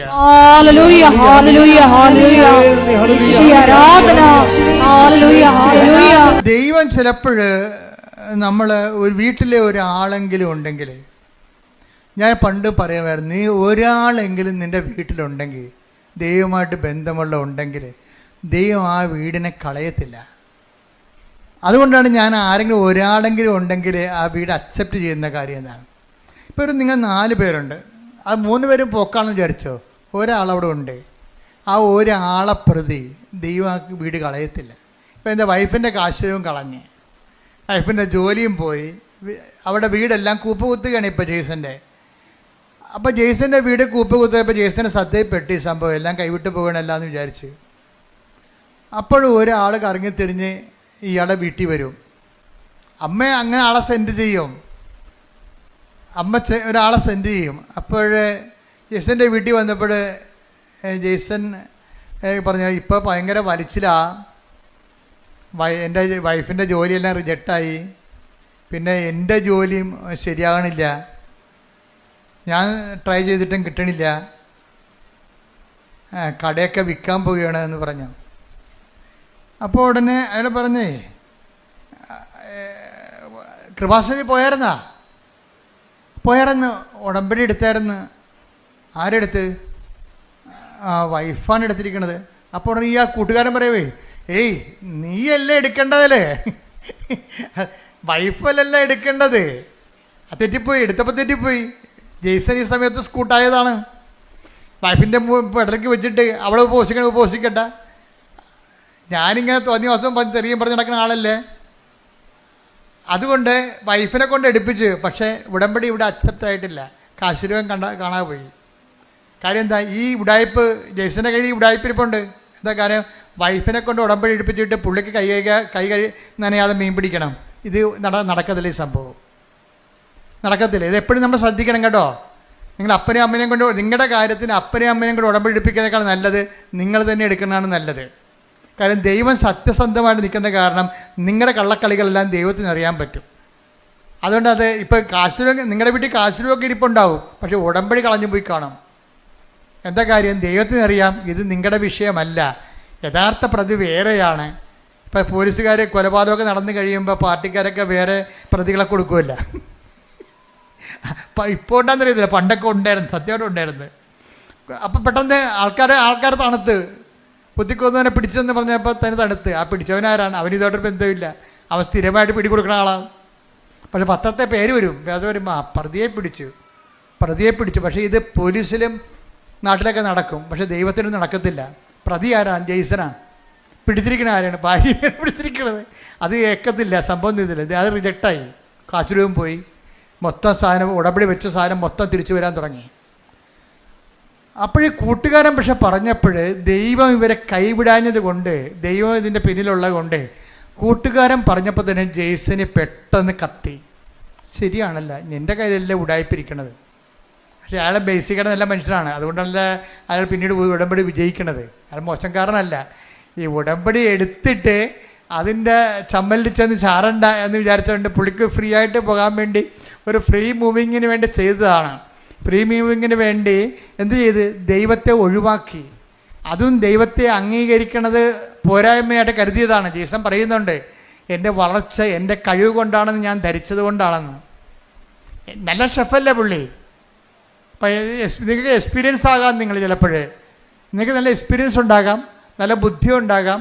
നിങ്ങളുടെ മാർക്ക് നിങ്ങളുടെ ഇത്രയും നല്ല നിങ്ങളുടെ മാർക്കെല്ലാം പരിശോധിക്കുമ്പോൾ നിങ്ങളുടെ ബുദ്ധിയുടെ ഒരു വലിയ കോൺഫിഡൻസ് ഉണ്ടാകാം. പക്ഷെ ദൈവത്തിന് നിങ്ങളുടെ താല്പര്യം ഉണ്ടെന്നുണ്ടെങ്കിൽ, അല്ലാത്തെങ്കിൽ നിങ്ങളിങ്ങനെ ഇതിൻ്റെ പുറകെ പോയി വല്ല ശാസ്ത്രജ്ഞ വല്ലതൊക്കെ ആയിട്ട് കുറച്ചുമ്പോൾ ചത്തുപോകാൻ പറയും. ദൈവം പക്ഷെ നിങ്ങളിൽ ദൈവത്തിന് ആകർഷണമായ എന്തെങ്കിലും കണ്ടൻറ്റ് വൈസ് നിങ്ങളുടെ കുടുംബത്തിലോ ഉണ്ടെങ്കിൽ നിങ്ങൾ ദൈവത്തിൻ്റെ ആളാണ്. അതാണ് ഞാൻ ആദ്യമേ പറഞ്ഞത്. നിങ്ങൾ ക്രിസ്തുവിനുള്ളവരാണെങ്കിൽ അത് ക്രിസ്തു നിങ്ങളെ കൈമോശവരായിരിക്കാൻ സൂക്ഷിക്കും. ക്രിസ്തു ഇല്ലെങ്കിൽ പ്രശ്നമൊന്നുമില്ല, ദൈവത്തിന് റിസ്ക് ഇല്ല കാര്യത്തിൽ. എവിടെയെങ്കിലും പോയി തൊലയണമെന്ന് പറയും, നോ പ്രോബ്ലം. ക്രിസ്തുവിനുള്ളതെന്ന് പറഞ്ഞാൽ എന്താണ്? ക്രിസ്തുവിനാലിൻ്റെ വിശുദ്ധമായ രക്തത്താൽ വീണ്ടെടുക്കപ്പെട്ടവനാണ്, വീണ്ടെടുക്കപ്പെട്ടവളാണ് ഞാനെന്ന രീതിയിൽ ക്രിസ്തുവിനോടൊരു വിശ്വാസവും ഒരു സ്നേഹവും ഒക്കെ നമുക്കുണ്ടെങ്കിൽ നമ്മൾ അതിൻ്റെ പേരിൽ നമ്മുടെ ജീവിതം ക്രിസ്തുവിൻ്റെ വാക്കിന് അനപേക്ഷിതമായിട്ട് ക്രമീകരിക്കാൻ ഉദ്ദേശിക്കുന്നവരാണ്. അതിനെ ഉദ്ദേശിക്കാനുള്ള സാധ്യതയുണ്ട്. എപ്പോഴെങ്കിലുമായിട്ട് ഞാൻ ദൈവത്തിലേക്ക് തിരിച്ചു വരും എന്നൊക്കെ ഉള്ളൊരു മാനസിക അവസ്ഥയാണെങ്കിൽ നിങ്ങൾ ക്രിസ്തുവിനുള്ള ആൾക്കാരാണ്. ക്രിസ്തുവുള്ളവരാണെങ്കിൽ എന്ത് ചെയ്യും? നിങ്ങളെ ഹെൽപ്പ് ചെയ്യാൻ വേണ്ടി ദൈവം ആരെങ്കിലും നിശ്ചയിക്കും. അങ്ങനെയാണ് ഈ കൂട്ടുകാരൻ ജെയ്സൻ്റെ വീട്ടിൽ വരണത്. ഇപ്പം ജെയ്സൺ പറയും, ശരി നിങ്ങളെ പറഞ്ഞപ്പോഴേക്കും മനസ്സിലായി, എന്നാൽ ഞാൻ പോയി ഉടമ്പടി എടുക്കാമെന്ന് പറഞ്ഞു. അപ്പോൾ ജെയ്സൺ വൈഫിനെയും കൂട്ടി വരും. വൈഫിനോട് പറയും, നമുക്ക് കൃപാസനത്തിൽ പോകാം. അപ്പോൾ വൈഫ് ചോദിക്കും, എന്തിനാ? അല്ല ഉടമ്പടി എടുക്കാൻ. അല്ല അത് ഞാൻ എടുത്തോളാം, നീ എടുക്കണ്ട. അപ്പോൾ വൈഫ് ചോദിക്കും, നിങ്ങളെടുക്കുക? അച്ഛൻ പറഞ്ഞ് കേട്ടിട്ടില്ലേ, ആലപ്പുഴ വന്ന് പണി മേടിക്കരുതെന്ന്. നിങ്ങളെടുക്കുക. അപ്പോൾ എടുക്കാമെന്ന് പറഞ്ഞപ്പോൾ ഇയാൾ തീരുമാനം എടുക്കാമെന്നുള്ള തീരുമാനം എടുത്തിട്ട് എന്താ ചെയ്യണമെന്നറിയാവോ? എടുത്തിട്ട് ഉടമ്പടി എടുത്തു കഴിഞ്ഞിട്ട് ജെയ്സൺ പറയും, എൻ്റെ ലൈഫ് രണ്ടായി മാറുകയാണ്. എന്താണ്? ഉടമ്പടിക്ക് മുമ്പും ഉടമ്പടിക്ക് ശേഷവും. ഞാൻ ആദ്യം ചെയ്തത് ഞായറാഴ്ച എൻ്റെ കട പൂട്ടിയെന്ന് പറഞ്ഞു. അതാണ് തീരുമാനം. അതായത് നല്ല ടൂറിസ്റ്റ് സ്പോട്ടിൽ ആവശ്യത്തിന് കാശ് കിട്ടുന്ന കടയാണ്.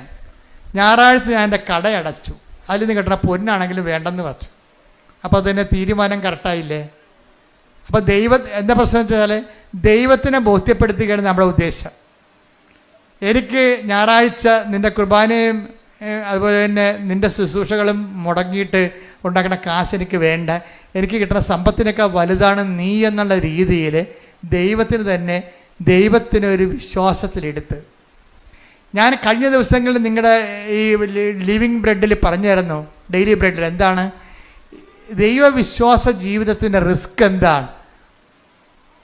ഒന്നാമത്തെ റിസ്ക് എന്ന് പറയുന്നത് നമ്മൾ ദൈവത്തിൽ വിശ്വസിക്കുന്നു എന്നുള്ളത് ദൈവത്തെ വിശ്വസിപ്പിച്ചെടുക്കുന്നതാണ് റിസ്ക്. മനസ്സിലായില്ലേ? ദൈവവിശ്വാസ ജീവിതത്തിൻ്റെ റിസ്ക് എന്താണ്? നമ്മൾ ദൈവത്തിൽ വിശ്വസിക്കുന്നു എന്നുള്ളത് ആദ്യം എന്ത് ചെയ്യണം? ദൈവത്തെ വിശ്വസിപ്പിച്ചെടുക്കണം. ഇത് നിങ്ങൾ ട്രൈ ചെയ്യുകയാണെങ്കിൽ എന്താ കാര്യം? ദൈവത്തിൻ്റെ ഒരു മൈൻഡ് സെറ്റ് ഞാൻ മനസ്സിലാക്കിയെടുത്തോളൂ, മനുഷ്യന്മാരുടെ വിശ്വാസമില്ലാത്ത ആളാണ്. യോഹന്നാൻ 2:24 എടുത്ത് ശ്രുതികട്ടെ. Hallelujah, hallelujah, hallelujah, hallelujah. യേശുവേ നന്ദി, യേശുവേ സ്തുതി. Hallelujah, hallelujah. യോഹന്നാൻ 2:24. യോഹന്നാൻ 2:24. യേശുവാകട്ടെ അവരെ വിശ്വസിച്ചില്ല, അവരിൽ വിശ്വസിച്ചില്ല. കാരണം അവൻ അവരെയെല്ലാം അറിഞ്ഞിരുന്നു. ഇതാണ് കുഴപ്പം. ഈ കുഴപ്പം കിടക്കുന്ന കാലം നമ്മൾ തലകുത്തി മറിഞ്ഞാലും ദൈവം ഏക്കത്തില്ല. നമ്മൾ എങ്ങനെ വിശ്വസിക്കണമെന്ന് പറഞ്ഞാലും ഇനി ഉമ്പ് കളിച്ച് ദൈവത്തിനടുത്ത് ചെന്നാലും ഉരുളി നേർച്ച നടന്നാലും പറയും ഞാൻ അക്സെപ്റ്റ് ചെയ്യണില്ലെന്ന് പറയും. ഇതിൻ്റെ ദൈവവിശ്വാസ ജീവിതത്തിൽ ഏറ്റവും വലിയ റിസ്ക് എന്ന് പറയണത് നമ്മൾ ദൈവത്തെ വിശ്വസിക്കുന്നു എന്നുള്ളത് ദൈവത്തെ വിശ്വസിപ്പിച്ചെടുക്കുകയാണ്. അതാണ് ഇതിനകത്ത് ഏറ്റവും വലിയ റിസ്ക് ഞാൻ നോക്കിയിട്ട് കാണുന്നത്. ജെയ്സൺ ഈ റിസ്കിൽ ആദ്യഘട്ടം വിജയിക്കുകയാണ്. എന്താണ്? കട പൂട്ടി. ഞായറാഴ്ചയും കടവുള്ള ദിവസങ്ങളിലും കർത്താവിൻ്റെ ദിവസമായിട്ട് ആചരിക്കേണ്ടതല്ലേ, അതുകൊണ്ട് ആ ലാഭം വേണ്ടെന്ന് അവൻ തീരുമാനിച്ചു. അപ്പോൾ തന്നെ ആദ്യത്തെ ഇൻസ്റ്റാൾമെൻറ്റായി ദൈവത്തെ നമ്മുടെ വിശ്വാസത്തിൽ എടുക്കുന്നതിൽ ആദ്യത്തെ ഇൻസ്റ്റാൾമെൻറ്റായി. കാര്യം നമ്മൾ കോൺക്രീറ്റായിട്ട് ആ വിഷയത്തിൽ ഒരു സ്റ്റെപ്പ് എടുത്തല്ല, ഡെഫിനിറ്റ് സ്റ്റെപ്പ് എന്ന് പറയും. കോൺക്രീറ്റ് ആൻഡ് ഡെഫിനിറ്റ് സ്റ്റെപ്പ് ദൈവത്തെ വിശ്വസിപ്പിക്കുന്നതിൽ കഴിഞ്ഞ ദിവസങ്ങളിൽ ഞാൻ പറഞ്ഞപ്പോൾ എനിക്ക് ഏറ്റവും ഇഷ്ടപ്പെട്ടത് ലിവിങ് ബ്രെഡ് നിങ്ങൾ കാണുന്നില്ലേ, എല്ലാ ദിവസവും ഉണ്ട്. അച്ഛൻ്റെ കൂടെ പ്രത്യക്ഷീണ പ്രാർത്ഥന ചെല്ലാനുള്ളൊരു അവസരമാണത്. ആ ഡെയിലി ബ്രെഡ് അതാ ദിവസത്തുള്ള വിഷയങ്ങൾ സമർപ്പിച്ച് പ്രാർത്ഥിക്കും. ഇപ്പം ജെയ്സൺ തന്നെ ഒരു ദിവസം രാവിലെ എഴുന്നേറ്റപ്പോൾ രാത്രി കിടന്നപ്പോൾ അദ്ദേഹം പറഞ്ഞു, നാളെ ഇൻ്റർവ്യൂ ആണ്, അച്ഛൻ്റെ ഡെയിലി ബ്രെഡ് അനുഗ്രഹ പ്രാർത്ഥന കണ്ടുകൊണ്ട് ഞാൻ വരും, എനിക്ക് വേറെ ആസ്തിയൊന്നുമില്ല. ഡൽഹിയിലാണ് ഇൻ്റർവ്യൂ, ഷെഫിൻ്റെ ഇൻ്റർവ്യൂ. അപ്പോൾ അദ്ദേഹം മനസ്സിൽ തീരുമാനിക്കുകയാണ്, അച്ഛൻ്റെ ഡെയിലി ബ്രെഡ് കണ്ടുകൊണ്ട് ഞാൻ വരും, എനിക്ക് വേറെ ആസ്തിയൊന്നുമില്ല, ആ അനുഗ്രഹത്തിലാണ് ഞാൻ വന്നത്, നീ എന്നെ അനുഗ്രഹിക്കണം, എൻ്റെ ജീവിതം ഈ രീതിയിലാണ് ഇപ്പോൾ പോണതെന്ന് പറഞ്ഞു. അപ്പോൾ രാവിലെ ജെയ്സൺ ഓൺ ചെയ്തപ്പോൾ തന്നെ ഞാൻ പറയുന്നുണ്ട്, ഇന്നലെ രാത്രി ഇൻ്റർവ്യൂവിന് പോകാൻ വേണ്ടി ഇന്നത്തെ ഈ പ്രാർത്ഥനയുടെ ആശീർവാദം മേടിച്ചുകൊണ്ട് പോകാൻ വേണ്ടി ദൈവത്തോട് പറഞ്ഞ ഒരാളുണ്ട്, അയാളെ ഞാൻ ഈ സമയത്ത് അനുഗ്രഹിക്കണമെന്ന് പറയും. ഇതാണ് ദൈവമേഖല എന്ന് പറയണത്. കണ്ട, ദൈവത്തിലേക്ക് വരുമ്പോൾ കാര്യങ്ങളെല്ലാം മാറണം. കണ്ടില്ലേ? രാവിലെ എഴുന്നേറ്റപ്പോൾ തന്നെ ജെയ്സൺ മുട്ട എന്നുണ്ട് ലിവിങ് ബ്രെഡ് കൂടുമ്പോഴാണ് ഇൻ്റർവ്യൂവിന് പോകാൻ വേണ്ടി ആശീർവദിക്കണത്. ഇൻ്റർവ്യൂ പോകുന്ന എല്ലാവരും ആശീർവദിക്കുകയാണ്. അപ്പോൾ ജെയ്സൺ അതിനുശേഷം ഡൽഹി ഇൻ്റർവ്യൂവിന് പോവുകയാണ്. ഡൽഹിയിലാണ് ഈ സംഭവം നടക്കുന്നത്. ഇൻ്റർവ്യൂ പോകുമ്പോൾ ജെയ്സൺ പറയണത്, ഞാൻ 1.5 മണിക്കൂർ കസറിയെന്ന്. അവർ ഇൻ്റർനാഷണൽ ഇൻ്റർവ്യൂ ആണ്. ആദ്യത്തെ 12 മിനിറ്റ് ആദ്യത്തെ 12 പേര് ചികിത്സിക്കാന്ന് പറഞ്ഞ് ഇറങ്ങിപ്പോവുകയാണ്. അവരാരും എടുത്തില്ല. സംസാരിക്കാൻ പോലും 2-3 പ്രാവശ്യം സംസാരിച്ച് അവരെല്ലാം 5-6 പേര് ഇൻ്റർവ്യൂ ഇരിക്കും. ഇൻ്റർനാഷണൽ ഇൻ്റർവ്യൂ അല്ലേ. ആദ്യത്തെ സെക്ഷനിൽ നോക്കുമ്പോൾ ആൾക്കാർ ചുരുവിരാന്ന് ഇൻ്റർവ്യൂവിന് പോകണതും കാണാം, ഇറങ്ങി വരുന്നതും കാണാം. എല്ലാം റിജക്റ്റഡ് ആണ്. ഭയങ്കര ഷാർപ്പ് ഇൻ്റർവ്യൂ ആണ്. ഞാൻ ചെന്നതിന് ശേഷം എന്നോട് അവരൊന്നും പറഞ്ഞില്ല. എന്നോട് സംസാരിക്കാൻ അനുഭവിച്ചു. ഞാൻ 1/2 മണിക്കൂർ സംസാരിച്ചെന്ന്. ചോദിക്കുന്ന എല്ലാത്തിനും മറുപടി പറഞ്ഞു. എന്നിട്ട് എല്ലാത്തിനും മറുപറയുകയും ചെയ്തും എല്ലാം കഴിഞ്ഞ പറഞ്ഞു, യു ആർ സെലക്റ്റഡ് എന്ന്. അപ്പോൾ ദൈവമേഖല ഒരു മനുഷ്യൻ്റെ ജീവിതം തീർന്നിട്ട് തിരിച്ചു വന്ന കണ്ടില്ലേ? തീർന്നിട്ട് തിരിച്ചു വരികയാണ്. അപ്പം തീർന്നെന്ന് വിചാരിക്കുമ്പോൾ തീർന്നെന്നല്ല, ശരിക്കും പറഞ്ഞാൽ ദൈവത്തിലേക്കുള്ള തിരിച്ചുവരവാണ്. കൈയടിക്കട്ടെ, ശ്രുതിക്കട്ടെ.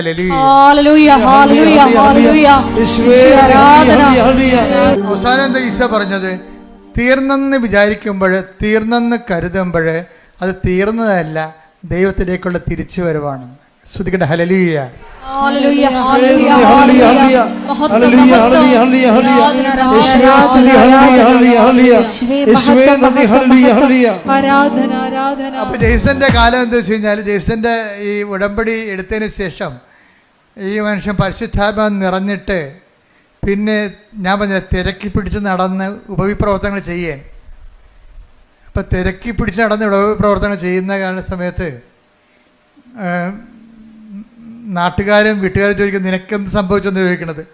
കാര്യം നല്ല ടൂറിസ്റ്റ് സ്പോട്ടിൽ കടയും അടച്ചിട്ടിട്ട് ഇവൻ കർത്താവിൻ്റെ ജോലി ചെയ്തുകൊണ്ട് നടക്കുകയും ഈ ഞായറാഴ്ച മുഴുവനും അല്ലാത്ത ദിവസം കിട്ടുന്ന സമയത്തെല്ലാം ആ കുടുംബത്തിലുള്ള 10-20 പേരെ കൊണ്ടൊന്ന് ഉടമ്പടി എടുപ്പിച്ചു. ജെയ്സൺ പറയണത്, അവിടെ മുമ്പിലേ എനിക്ക് കിട്ടിയ അനുഗ്രഹങ്ങളല്ല സാക്ഷ്യം, ഞാൻ തന്നെയാണ് സാക്ഷ്യമെന്ന്. അതായത് എനിക്ക് കിട്ടിയ അനുഗ്രഹങ്ങൾ കണ്ടിട്ടല്ല അവർ ഉടമ്പടി എടുത്തത്, എന്താണ് എനിക്കുണ്ടായ മാറ്റം കണ്ടിട്ടാണെന്ന്.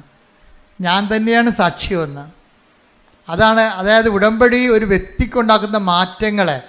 അവനിപ്പോൾ അശുദ്ധ സംഭാഷണങ്ങളില്ല, എല്ലാവരോടും സ്നേഹമായി പെരുമാറും, സഹായിക്കേണ്ടവരെ തിരക്കി പിടിച്ച് നടന്ന് സഹായിക്കും, സുവിശേഷ വേല ചെയ്യുന്നതിന് കൊതിയോടും ആർത്തിയോടും കൂടി നടന്ന് സുവിശേഷ വേല ചെയ്യാൻ.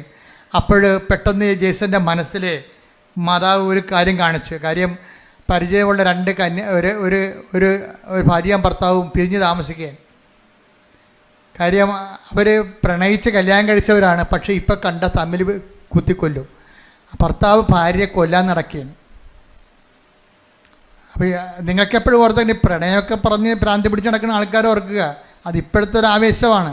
ആവേശം കെട്ടടങ്ങി കഴിയുമ്പോൾ നിങ്ങൾ ആരാണെന്നൊക്കെ മനസ്സിലായി, അവരാരാണെന്ന് മനസ്സിലാക്കി കഴിഞ്ഞാൽ ഇതിൻ്റെ അത്ര കുന്തോ ഇല്ല. ശരിക്കും പറഞ്ഞാൽ ഇപ്പം കൊല്ലാൻ നടക്കുകയാണ്. പണ്ട് അവരെ കെട്ടിക്കാത്തവരെ കൊല്ലാൻ നടന്ന പാർട്ടിയാണ് ഇപ്പം തന്നെത്താൻ തമ്മിൽ കൊല്ലാൻ നടക്കുകയാണ്. അപ്പോൾ ജെയ്സനോട് മാതാവ് പറഞ്ഞ് അവരെ ഒന്ന് പോയി കാണാൻ പറഞ്ഞു. കാര്യം ഭർത്താവ് ഇടയ്ക്ക് നിന്ന് ഭാര്യ 35 വയസ്സ് അവർക്കുള്ളത് പേടിച്ച മറ്റേ മരുമകൻ്റെ വീട്ടിൽ പോയി താമസിക്കുകയാണ്. മരുമകൻ്റെ വീട്ടിൽ പോയി താമസിക്കുകയാണ്. അപ്പോൾ അത്രയും വിഷമത്തിലാണ് അവർ താമസിക്കുന്നത്, സങ്കടപ്പെട്ട് താമസിക്കുകയാണ്. അപ്പോൾ പല ആൾക്കാരും പോലീസും പാർട്ടിയും പള്ളിയും ഒക്കെ ഇടപെട്ടിട്ട് ഈ വിഷയത്തിന് തീരുമാനമില്ല. ഇപ്പോൾ ജെയ്സൻ്റെ ദൈവത്തിന് ഈ ഉപവിപ്രവർത്തനം സുവിശേഷ പ്രവർത്തനം എന്നൊക്കെ പറയണതേ, ദൈവം എപ്പോഴും നോക്കണത് പ്രൊഫഷണലി തയ്യാർ ഓക്കെയാണോ, അവർക്കത് ചെയ്യാൻ ബാധ്യത ഉണ്ടായിട്ട് അവർ ചെയ്യണതല്ല കാര്യം, മറിച്ച് അവർക്കതൊരു വിളി ഉണ്ടാകണം. വിളിയും ബാധ്യതയും രണ്ടും 2 കാര്യങ്ങളാണ്. ഇപ്പം ഞാൻ കടലോരത്തൊരു അനക്കം ഉണ്ടായി ഓടിച്ചെല്ലും, എന്താ കാര്യം, അതിൻ്റെ വിളിയാണ്. ഞാൻ തുടങ്ങിയത് അവിടുന്നാണ്, കടലിൽ നിന്നാണ് തുടങ്ങിയത്, അതിൻ്റെ വിളിയാണ്. ആര് കടലും തിരക്കില്ല, ഞാൻ പോയി തിരക്കും. കാര്യം ഞാനൊരു ഓഫീസിൽ ഇരിക്കുന്നത് കൊണ്ടല്ല ഞാൻ തിരക്കണത്.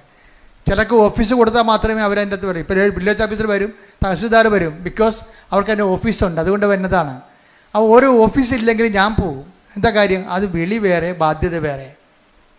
ബാധ്യത എന്ന് പറഞ്ഞാൽ നമുക്കിട്ട് തന്നെ ഒരു ഒഫീഷ്യാലിറ്റി ഉള്ളതുകൊണ്ട് നമുക്കൊരു ബാധ്യത ഉണ്ടാകും. വിളി വേറെയാണ്. ഉപവി എന്നൊക്കെ പറയുന്നതൊരു വിളിയാണ്. ഇപ്പോൾ ജെയ്സനെ സംബന്ധിച്ചിടത്തോളം വിളിയാണിത്. കാര്യം ഒരു വ്യക്തി, ക്രിസ്തു വിവാഹിയായ വ്യക്തി പ്രത്യേകിച്ച്, അവർ പിരിഞ്ഞ് താമസിക്കുക പാപത്തിൻ്റെ മേഖലയിലാണ് അവർ താമസിക്കുന്നത്. പക്ഷെ തമ്മിൽ കണ്ടാൽ കൊല്ലാൻ നടക്കുന്ന ആൾക്കാരെ എങ്ങനെ യോജിപ്പിക്കാൻ എല്ലാവരും പരാജയപ്പെടുകയാണ്. കാര്യം ആ മിഷണറി അവിടെ വർക്ക് ചെയ്യുന്നില്ല. അപ്പോൾ ജെയ്സ എന്താ ചെയ്യുകയെന്ന് വെച്ച് കഴിഞ്ഞാൽ, ഇവിടുന്ന് കിട്ടിയ ധ്യാനത്തിൻ്റെ പശ്ചാത്തലത്തിൽ പുള്ളിക്കാരൻ വചനം തുറന്നിട്ട്, മാതാവേ ഞാനിതിന് പോകണോ വേണ്ടയോ എന്ന് ചോദിക്കും. എന്നിട്ട് കണ്ണടച്ചിട്ട് ബൈബിൾ കുത്തിവെക്കും. കുത്തി നോക്കുമ്പോൾ ബൈബിൾ നോക്കുമ്പോൾ മറിയം എലിസബത്തിൻ്റെ വീട്ടിൽ പോണത് കാണും. അപ്പം നമ്മൾ ദൈവത്തെ അന്വേഷിച്ചാൽ എന്താണ്, ദൈവം സമീപസ്ഥനാണ്. ദൈവത്തെ അന്വേഷിക്കുന്നവർക്ക് അവിടെ നിന്ന് തന്നെ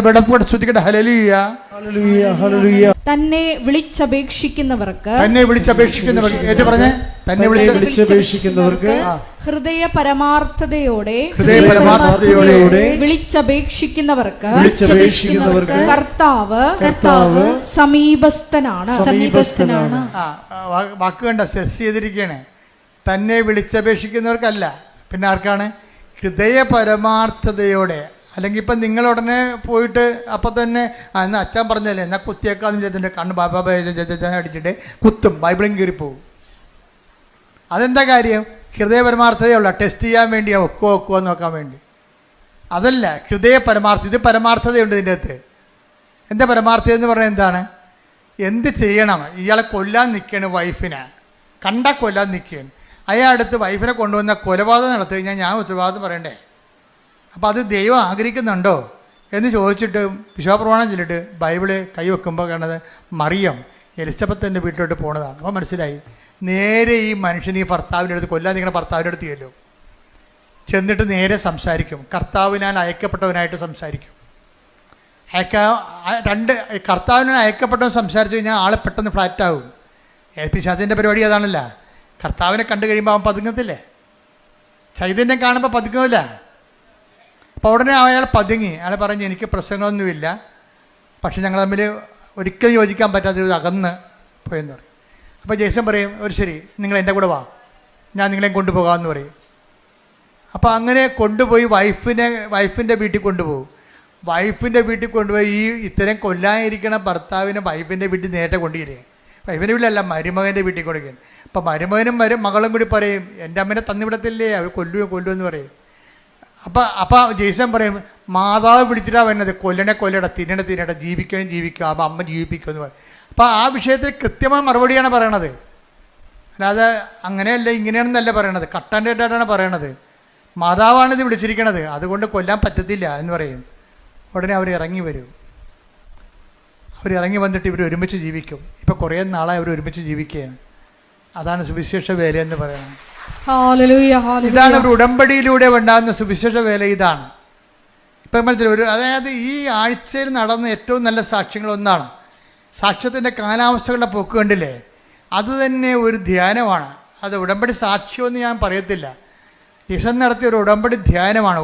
കാര്യം ഓരോ സെക്ഷനിലും വളരെ ധ്യാനിപ്പിക്കണം നമുക്ക് തോന്നത്തില്ല, പക്ഷെ ധ്യാനം കൂടി ഇഫക്റ്റ് നമുക്കുണ്ടാകും. നിങ്ങളിന്ന് അപ്പ് ചെയ്തുകൊണ്ട് നിങ്ങൾ കണ്ടേക്കണത് ധ്യാനിപ്പിക്കണം നമുക്ക് തോന്നത്തില്ല, പക്ഷെ നമുക്കൊരു ധ്യാനം കൂടിയ കത്താർസിസ് ഉണ്ടാകും, ഒരു സ്പിരിച്വൽ കത്താർസിസ്. കാര്യം ഇതൊക്കെ ഇങ്ങനെയാണെന്നും ഇങ്ങനെയാണ് ദൈവം പ്രവർത്തിക്കണമെന്നുണ്ടെങ്കിലും, അതായത് ഉടമ്പടിയുടെ ഏറ്റവും ഉത്തമമായ ഒരു ഉദാഹരണമാണ് ഈ സാക്ഷ്യം എന്ന് പറയുന്നത്. കാര്യം അത്രയ്ക്ക് സുന്ദരമായ രീതിയിലാണ് അദ്ദേഹം ഓരോ കാര്യങ്ങളും പറയണത്. എന്ന് വെച്ച് കഴിഞ്ഞാൽ ഈ വിഷയത്തിൽ അദ്ദേഹത്തിന് ഇൻ്റർവ്യൂ പാസ്സായി കഴിഞ്ഞപ്പോൾ, അദ്ദേഹത്തിന് വിസ വന്നു കഴിഞ്ഞപ്പോൾ വൈഫിൻ്റെ കാര്യം സക്സസ്സായി. കുറേ നാളായിട്ട് പെൻഡിങ്ങിൽ കിടന്ന് വൈഫിൻ്റെ ജോലി സെറ്റായി. കണ്ടോ നോക്കിയേ. അപ്പോൾ അദ്ദേഹം പറയുന്നൊരു വാക്കുണ്ട്, എന്താ പറയണമെന്ന് അറിയാവോ? വൈഫിൻ്റെ കാര്യം ആദ്യം സെറ്റാകാതിരുന്നതിൻ്റെ കാരണം ആ ഉടമ്പടി കാശും കളഞ്ഞു പോയതെല്ലാം എന്താണ്? എന്നെക്കൂടി വിശുദ്ധീകരിക്കാൻ ദൈവം ആഗ്രഹിച്ച കൊണ്ടാണ് ആദ്യത്തെ കാര്യങ്ങൾ നടക്കാതെ പോയെന്ന്. എന്തൊരു ജ്ഞാനമാണ്. ശ്രദ്ധിക്കട്ടെ.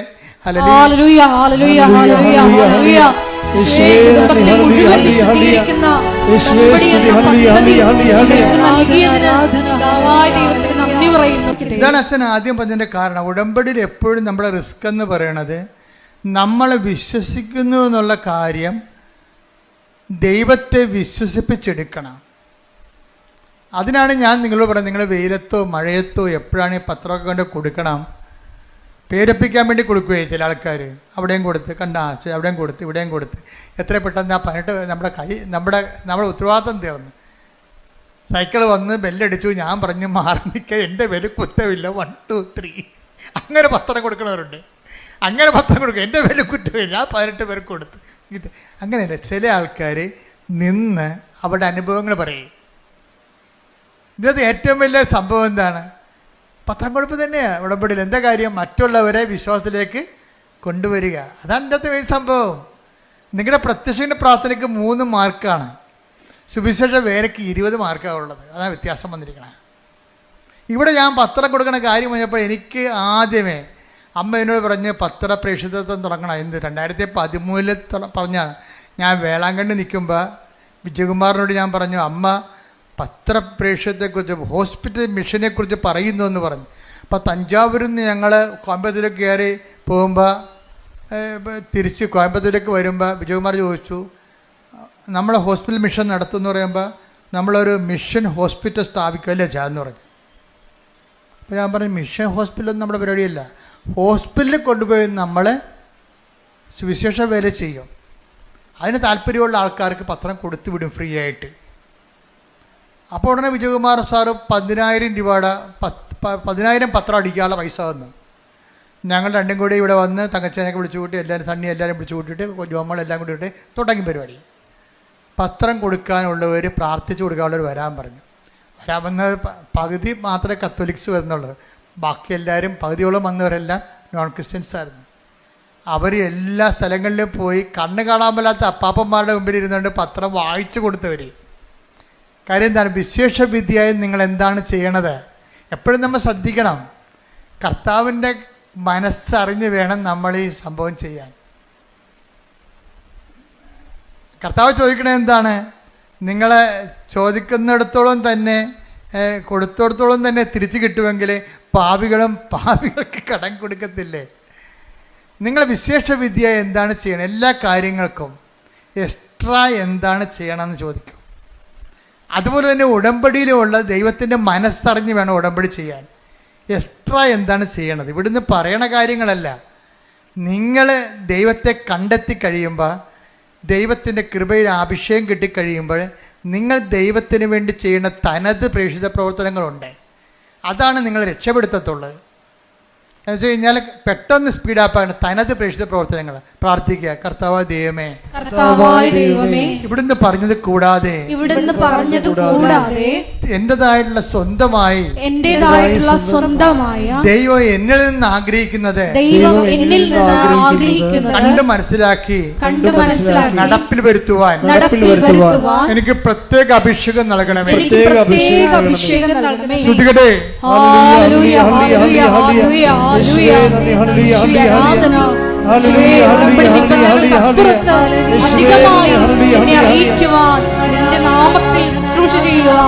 ആരാധനയിലൂടെ ഞങ്ങൾ അഭിഷേകം ചെയ്യണമേ.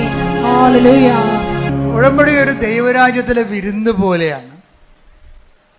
എന്താ കാര്യം? കർത്താവിൻ്റെ കഥയിലെ നിങ്ങൾ വഴിക്കവലകളിലും നാൽക്കവലകളിലും ചെന്നിട്ട് കൊള്ളാവുന്നവരെയും കൊള്ളരുതാത്തവരെയും ഒക്കെ വിരുന്നിന് വിളിക്കാൻ പറഞ്ഞിരിക്കുകയാണ്. ദൈവത്തിൻ്റെ തിരുസന്നിധിയിൽ കൊള്ളരുതാത്ത, ഇപ്പം ജെയ്സൺ തന്നെ ആദ്യകാല ജീവിതങ്ങൾ മോശം ജീവിതമല്ല. മോശം ജീവിതം എന്ന് വെച്ച് കഴിഞ്ഞാൽ 5 പള്ളിയുണ്ട് അങ്ങക്ക് ചുറ്റും. ഒറ്റപ്പള്ളിയിലും പോയി കുർബാന കാണത്തില്ല, മുഴുവൻ കാണത്തില്ല. അതല്ലേ മോശം ജീവിതം എന്ന് പറയണത്. അപ്പോൾ കൊള്ളാവുന്നവരെയും കൊള്ളരുതാത്തവരെയും ഒക്കെ take the word of God. Mathai 22:9-10. അതിനാൽ നിങ്ങൾ വഴിക്കവലകളിൽ ചെന്ന് അവിടെ കണ്ടെത്തുന്നവരെ എല്ലാം വിവാഹ വിരുന്നിന് ക്ഷണിക്കുവിൻ. ആ ഭൃത്യന്മാർ നിരത്തുകളിൽ ചെന്ന് ദുഷ്ടരും ശിഷ്ടരും ഉൾപ്പെടെ കണ്ടെത്തിയവരെ എല്ലാം വിളിച്ചുകൂട്ടി. അങ്ങനെ വിരുന്നുശാല അതിഥികളെ കൊണ്ട് നിറഞ്ഞു. വിരുന്നുശാല നിറഞ്ഞിരിക്കണം, കണ്ടില്ലേ? അതിഥികളെ കൊണ്ട് കൊള്ളരുതാത്തവരെല്ലാം ഉണ്ട് വിരുന്നുശാല. പക്ഷെ ഒരു പ്രശ്നമുണ്ട്. ഇനി വിളിച്ചു ചേർത്ത് യജമാനം വരും. അപ്പോഴാണ് പ്രോബ്ലം. വായിച്ച്. അതിഥികളെ കാണാൻ രാജാവ് എഴുന്നള്ളിയപ്പോൾ വിവാഹ വസ്ത്രം ധരിക്കാത്ത കിടക്കുന്ന ചട്ടിങ്കലോ. എന്താ കാര്യം? വിവാഹ വസ്ത്രം ധരിക്കാത്ത ഒരാളെ അവിടെ കണ്ടു. രാജാവ് അവനോട് ചോദിച്ചു, സ്നേഹിത, പല്ല് തേക്കാത്തവനെ, വിവാഹ വസ്ത്രം ധരിക്കാതെ നീ ഇവിടെ പ്രവേശിച്ചത് എങ്ങനെ? അവൻ മൗനം അവലംബിച്ചു, മിണ്ടിയില്ല. അപ്പൊ അതിന്റെ കാര്യം 5-8-10 കേസുണ്ട്. പക്ഷെ ഒരു പ്രശ്നമുണ്ട്.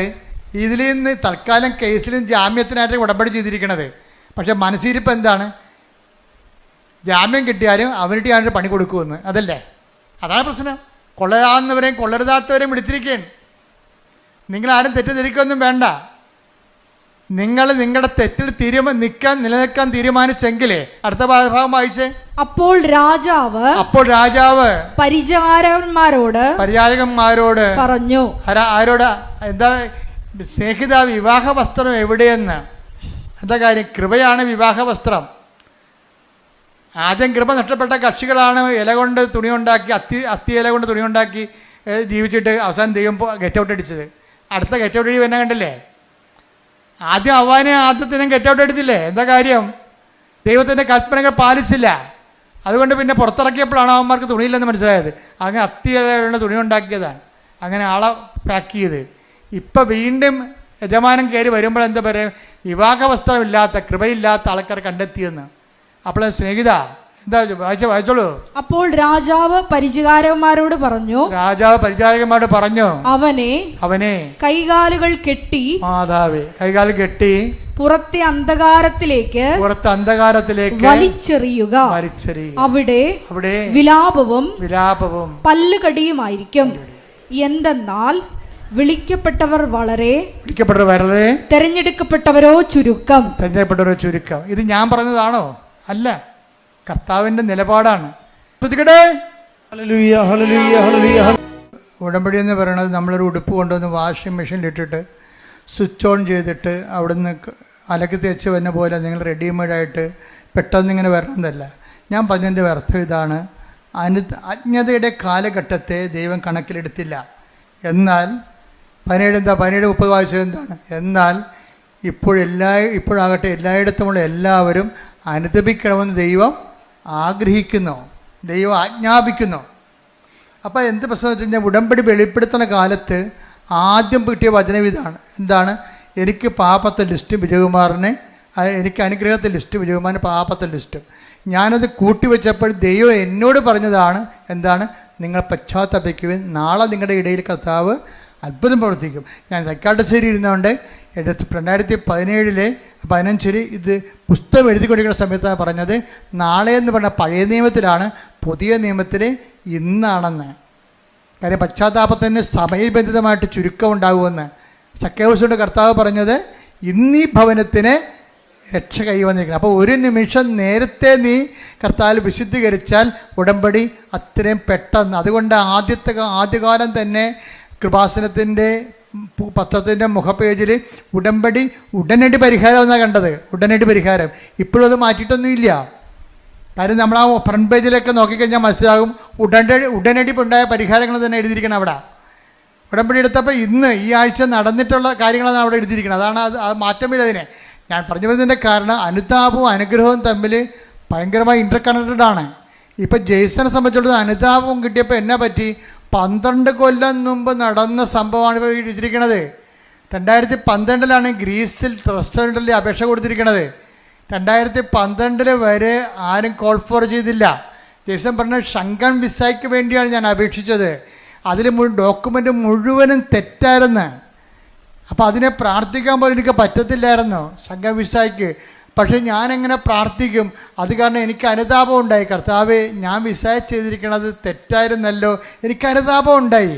അനുതാപം ഉണ്ടായപ്പോൾ 12 പോയിട്ട് 24 ആയപ്പോൾ ജെയ്സൺ അനുദപിച്ചപ്പോൾ എന്ത് ചെയ്ത്, അവർ ആ 12 കഴിഞ്ഞിട്ട് 10 വർഷത്തിന് ശേഷം ആ വിസ കോൾ ഫോർ ചെയ്യുകയാണ്. എന്താ? അതായത് അനുതാപം അനുഗ്രഹം സ്പീഡാകും. നമ്മൾ എന്തുകൊണ്ടാണ് താമസിക്കണമെന്ന് വെച്ച് കഴിഞ്ഞാൽ അതിൻ്റെ കാര്യം അനുതാപം തന്നെയാണ് എൻ്റെ പ്രധാനപ്പെട്ട കാര്യം. അനുഗ്രഹം താമസിക്കാനുള്ള പ്രധാനപ്പെട്ട കാര്യങ്ങൾ ഒന്ന് അനുതാപം തന്നെയാണ്. നിലപാട്, സംസാരം, ചെയ്തികൾ, ശീലങ്ങൾ, അതുപോലെ എല്ലാം നിലപാടുകളെല്ലാം. പിന്നെ ദൈവത്തിന് പ്രയോജനമുള്ള വ്യക്തികളായിട്ട് മാറണം. കാരണം നിങ്ങൾ എന്ത് ചെയ്തു എന്നുള്ളതല്ല, you have done it with what disposition. നിങ്ങൾ എന്ത് മനോഭാവത്തില്ലേ. അതുകൊണ്ടാണ് ആ വിധവയുടെ ചിലിക്കാശ് എടുത്ത് ശ്രുതികട്ടെ. Hallelujah, hallelujah, hallelujah, hallelujah. യേശുവേ നന്ദി. Hallelujah, hallelujah, hallelujah. യേശുവേ ആരാധന, ആരാധന, ആരാധന, ആരാധന. യേശുവേ നന്ദി. മഹത്വം, മഹത്വം, മഹത്വം. ഹല്ലേലൂയ. ലൂക്ക 21:2. ദരിദ്രയായ ഒരു വിധവ, ദരിദ്രയായ വിധവ 2 ചെമ്പുതൊട്ടുകൾ ഇടുന്നത് അവൻ കണ്ടു. അവൻ പറഞ്ഞു, ദരിദ്രയായ ഈ വിധവ മറ്റെല്ലാവരെയും കൂടുതൽ നിക്ഷേപിച്ചിരിക്കുന്നു എന്ന് സത്യമായി ഞാൻ നിങ്ങളോട് പറയുന്നു. അപ്പൊ അച്ഛൻ നേരത്തെ പറഞ്ഞില്ലേ, ദൈവത്തെ വിശ്വസിക്കുന്നതല്ല വിഷയം, ദൈവത്തെ കൊണ്ട് വിശ്വസിപ്പിച്ചെടുക്കുന്നതിലാണ് വിഷയം. അതാ റിസ്ക്. ഇപ്പം മറ്റെല്ലാവരെയും കാണാന്ന് പറഞ്ഞില്ലേ, ചാക്ക് കണക്കിന് ചില്ലിക്കാശ് പണ്ടാരത്തെ തള്ളിയ ആൾക്കാരുണ്ട്. അവരെ ദൈവം വിശ്വസിക്കണില്ല. അതാ ഒരു ഉപജീവനത്തിലുള്ള വക മാത്രം ഉണ്ടായിരുന്ന ആളാണ് ഇട്ടിരിക്കുന്നത്. അതിലാണ് ദൈവം വിശ്വസിക്കണത്. വാട്ട് ഡിസ്പോസിഷൻ, നമ്മുടെ മനസ്സിലിരിപ്പ് എന്താണെന്നാണ്. കഴിഞ്ഞ ഒരു 6 മാസം മുമ്പ് ഒരു സാക്ഷ്യം ഞാൻ കണ്ടായിരുന്നു. അതായത് കാല് പഴുത്തിരിക്കുകയാണ്. കാല് പഴുത്തിട്ട് ആ പഴുത്ത കാലും വെച്ചുകൊണ്ട് തൊത്തിയും മുടന്തിയും പോയി പത്രം കൊടുത്തുകൊണ്ടിരിക്കണേ. അത് എല്ലാ വീട്ടിലും ഇങ്ങനെ ഈച്ച വാർത്ത് കർത്താവിനെ കുറിച്ച് സംസാരിച്ചുകൊണ്ടിരിക്കും. അതാണ് വിശേഷവിധിയായി നിങ്ങൾ എന്താണ് ചെയ്യണത്?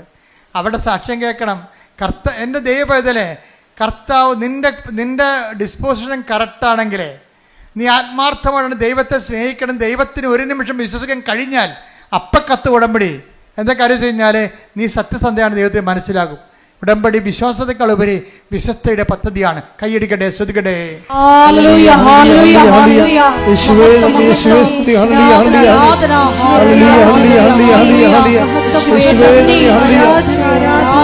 രോഗമുള്ളടുത്ത് കൈകൾ വെച്ച് പ്രാർത്ഥിക്കുമ്പോൾ ഓൺലൈനിലുള്ളവർക്ക് സൗഖ്യം ലഭിക്കുന്ന കുറേ സാക്ഷ്യങ്ങൾ ഈ ആഴ്ച ഉണ്ടായിട്ടുണ്ട്.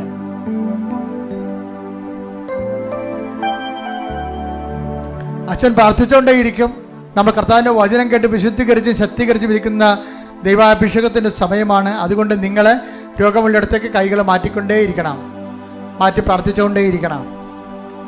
നിങ്ങളുടെ ബന്ധുക്കൾ, സ്വന്തപ്പെട്ട സഹോദരങ്ങൾ ഇവിടെ ഇല്ല എന്നുണ്ടെങ്കിൽ അവർക്ക് വേണ്ടി നിങ്ങൾക്ക് നിങ്ങളുടെ ശരീരത്തെ കൈവച്ച് പ്രാർത്ഥിക്കാവുന്നതാണ്. എല്ലാം കാണുന്ന ദൈവം എല്ലാത്തിനും റെക്ടിഫൈ ചെയ്യട്ടെ. ശ്രദ്ധിക്കട്ടെ.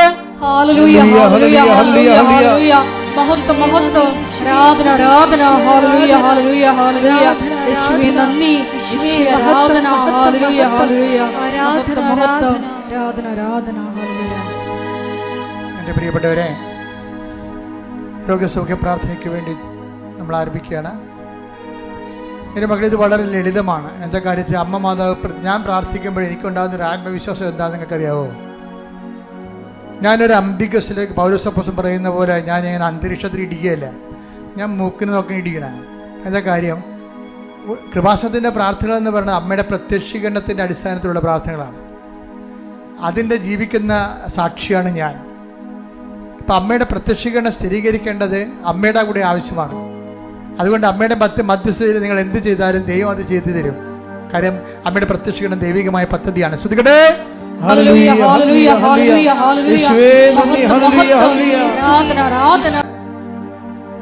ശരീരത്തിന്റെ വിവിധ ഭാഗങ്ങളിലേക്ക് മാറ്റി മാറ്റി വെച്ചുകൊണ്ട് മക്കളെ വിശ്വാസ പ്രമാണം ചൊല്ലിക്കൊണ്ടിരിക്കണം. വിശ്വാസ പ്രമാണം ചെല്ലാൻ അറിയാൻ പാടില്ലാത്ത സ്തുതിച്ചുകൊണ്ടിരുന്നാൽ മതി. സ്തുതിപ്പും അറിയാൻ പാടില്ലാത്തവർ യേശുവേ സ്തോത്രം, യേശുവേ നന്ദി, യേശുവേ ആരാധന പറഞ്ഞുകൊണ്ടിരിക്കണം. സ്തുതിക്കട്ടെ. ഹല്ലേലൂയ. കർത്താവേ, നിന്റെ ഉന്നതമായ നാമത്തിന് സ്തോത്രം ചെയ്യുന്നു. കർത്താവേ, നിന്റെ വിശുദ്ധ പൗരോഹിത്യത്തെ മഹത്വപ്പെടുത്തണമേ. കർത്താവേ, സഭയിലുള്ള സാന്നിധ്യം പ്രകടമാക്കണമേ. 39 വർഷം ഞാൻ അർപ്പിച്ച കൃപാന്റെ യോഗ്യതയാൽ കൃപാസാൽത്താറെ ജീവനോടെ പ്രത്യക്ഷപ്പെട്ട പരിശുദ്ധ അമ്മയുടെ മാധ്യസ്ഥ കർത്താവേ, നിന്റെ തിരുമുറിവാകുന്ന വലതുകരം അനുഗ്രഹത്തിന്റെ അഭിഷേക കരങ്ങള് അങ്ങനെ മക്കളുടെ ശിരസ് വെക്കണമേ. അടിപ്പിണർ പോലെ, വൈതാക്കാലം പോലെ ദൈവികമായ ശക്തി ഞങ്ങൾക്ക് ഇടിച്ചിറങ്ങട്ടെ. കർത്താവിന്റെ കരുണ, കർത്താവിന്റെ വിശുദ്ധമായ രക്തം, കർത്താവിന്റെ ശക്തി, സ്വർഗീയ ശക്തി, ദൈവിക ശക്തി, സുവിശേഷത്തിന്റെ ശക്തി ഈ നിമിഷം ഇടിച്ചിറങ്ങട്ടെ.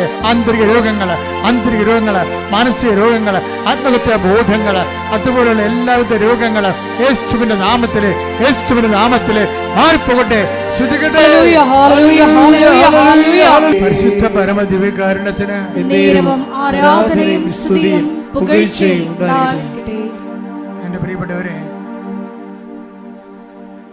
ഉദരരോഗങ്ങള് സൗഖ്യപ്പെടാൻ വേണ്ടി പ്രാർത്ഥിക്കുന്ന സമയമാണ് ഇനിയുള്ളത്. കരള് രോഗങ്ങള്, ആ സമയത്ത് കരളിൻ്റെ അവിടെ കൈവെക്കണം. ഹൃദയ രോഗങ്ങള്, ബ്ലോക്കുള്ളവര്, ചിലപ്പോൾ നിങ്ങളായിരിക്കത്തില്ല, ചിലപ്പോൾ നിങ്ങളുടെ അപ്പനായിരിക്കും. അപ്പം നിങ്ങൾ അപ്പൻ്റെ പേരിൽ നിങ്ങളുടെ നെഞ്ചത്തെ കൈവെക്കണം. മാതാവിൻ്റെ പ്രത്യക്ഷീകരണത്തിൻ്റെ സന്നിധാനത്തിൽ വന്നിരിക്കുന്നതാണ്. നിങ്ങൾ കണ്ണുനീരോടെ പ്രാർത്ഥിക്കേണ്ട സമയമാണിത്. അമ്മ ഈ വിഷയം ഏറ്റെടുത്താൽ പിന്നെ നമുക്ക് പിന്നീട് അലയേണ്ട കാര്യമുണ്ടാകത്തില്ല. അതുകൊണ്ട് ജെയ്സൺ അവസാനം പറയുന്നൊരു സമയമുണ്ട്, ഞാൻ യഥാർത്ഥ സ്ഥലത്താണ് വന്നതെന്ന്. ആ ഒരു ബോധ്യം ഉണ്ടാകണമെന്നുണ്ടെങ്കിൽ അനുഭവത്തിൽ നിന്നുണ്ടായ ബോധ്യമാണ്. നിങ്ങൾ ആ വിശ്വാസികളുടെ അനുഭവം പങ്കുചേർന്നുകൊണ്ടാണ് നമ്മൾ ഓർക്കുക, അമ്മയുടെ പ്രത്യക്ഷീകരണ സന്നിധാനത്തിൽ നിൽക്കുക. നിന്റെ ജീവിതത്തിൻ്റെ എല്ലാ വിഷയങ്ങളും നടുവിന് വേദനയുള്ളവരുണ്ടാകും. ഞാൻ ഒരു ദിവസം ഒരു 10 പേരെങ്കിലും വിക്സിനും അതുപോലെ തന്നെ ഇടുപ്പലിനും വേദനയുള്ളവർ പ്രാർത്ഥിക്കാറുണ്ട്. പക്ഷേ അവരിവിടെ വരുന്നവർക്കല്ലേ ആ സൗഖ്യം വരത്തുള്ളൂ. പക്ഷെ നിങ്ങൾ ഒത്തിരി പേര് അതുണ്ടെങ്കിൽ ആ സമയത്ത് നിങ്ങൾ കൈ ആ നടുവിന് വെക്കണം. ഉദരരോഗമുള്ളവരുണ്ടാകും, ഗർഭാശയത്തിൽ ചുരുങ്ങിയവരുണ്ടാകും. അവർ ഊടിന് താഴെ പൊക്കിന് താഴെ കൈവച്ച് പ്രാർത്ഥിക്കണം. ചിലപ്പോൾ 2 ട്യൂബുകൾ ഉണ്ടാകത്തില്ല. ഫിലിപ്പിൻ ട്യൂബ് 2 ഇല്ലെന്ന് പറഞ്ഞൊരു ചേച്ചി പറഞ്ഞു. ഞാൻ പറഞ്ഞു നിങ്ങൾ പ്രാർത്ഥിക്കുക. ഇന്നത്തെ പുതിയ മാർഗങ്ങൾ ഉപയോഗിച്ചുകൊണ്ടാണെങ്കിൽ ശരി, ഒരു കുഞ്ഞിന് ആവശ്യമുണ്ടെങ്കിൽ ദൈവം നിങ്ങൾക്ക് തരും. പക്ഷെ അതിന് അനുകൂലമായ സാഹചര്യം ഉണ്ടാകാൻ വേണ്ടി പ്രാർത്ഥിക്കാൻ പറഞ്ഞു. ഞാൻ പറഞ്ഞതെന്ന് എൻ്റെ അറിവിൻ്റെ പരിമിതി നിന്നുകൊണ്ട് പറഞ്ഞതാണ്. പക്ഷേ ദൈവത്തിൻ്റെ പരിമിതികളുടെ അപരിമിതമായ ശക്തിയിലാണ് നിങ്ങൾ വിശ്വസിക്കുന്നത്. കർത്താവിനെ എല്ലാം സാധ്യമാണ്. അതുകൊണ്ട് തന്നെ ആ ഒരു സ്ഥലത്ത് വന്ന് നിൽക്കുമ്പോൾ നിങ്ങളെ കൊണ്ടുവന്നതാണ്, നിങ്ങൾ നിന്നതല്ല, നിങ്ങൾ നിർത്തിയതാണെന്നുള്ള ബോധ്യം നിങ്ങൾക്കൊണ്ടാണ്. മുട്ടി കൊഴിയുന്നവർ പോലും പ്രാർത്ഥിക്കേണ്ട സമയമാണ്. കണ്ണിന് കാഴ്ചയില്ലാത്തവർ പ്രാർത്ഥിക്കേണ്ട സമയമാണ്. മൂക്കിന് ദശ വളരുന്നവർ പ്രാർത്ഥിക്കേണ്ട സമയമാണ്.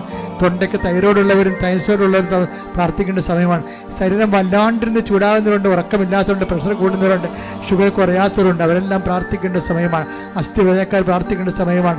ശരീരം പൊട്ടി ഒലിക്കുന്നവർ, വെള്ളപ്പാണ്ടുള്ളവരും അലർജി ഉള്ളവരും പ്രാർത്ഥിക്കേണ്ട സമയം. ഇട്ടിമുഴക്കം പോലെ ശ്രുതിക്കട്ടെ ഉന്നതമായ നാമത്തെ ഉന്നതമായ നാമത്തെ സ്വന്തം കർത്താവേ. ആമാശയ രോഗികള്, ക്ഷയരോഗികള് കർത്താവ്, മാരക രോഗികൾ, തീരാവേദികള്, ജീവിത ദുരിതങ്ങൾ, ജീവിത തടസ്സങ്ങൾ, ഉച്ചമുതൽ ഉള്ളംകാലം വരെ കർത്താവിന്റെ രക്തം പടരട്ടെ. അസ്ഥി രോഗികളെ കർത്താവ്, പേശി രോഗികളെ, ശിഷ്ടമുള്ളവരെ കർത്താവെ, കർത്താവ് മുഴകളുള്ളവരെ കർത്താവെ, കർത്താവ് സ്പർശിക്കണമേ. അടിപ്പിടുന്ന പോലെ വൈദാഘാതം പോലെ ദൈവികമായ ശക്തി കൃപാസനം ആൾത്താരെ ജീവിത കർത്താവിന് കൃപാസനത്തിന്റെ ആൾത്താരെ പരിശുദ്ധ അമ്മ പ്രത്യക്ഷപ്പെട്ടതാണെങ്കിൽ ആ പ്രത്യക്ഷഗണത്തിന് സ്ഥിരീകരണത്തിന്റെ അടയാളമാകാൻ യേശുവിന്റെ നാമത്തിൽ മാരക രോഗങ്ങൾ സൗഖ്യം പ്രാപിക്കട്ടെ. ശ്രുതിക്കട്ടെ.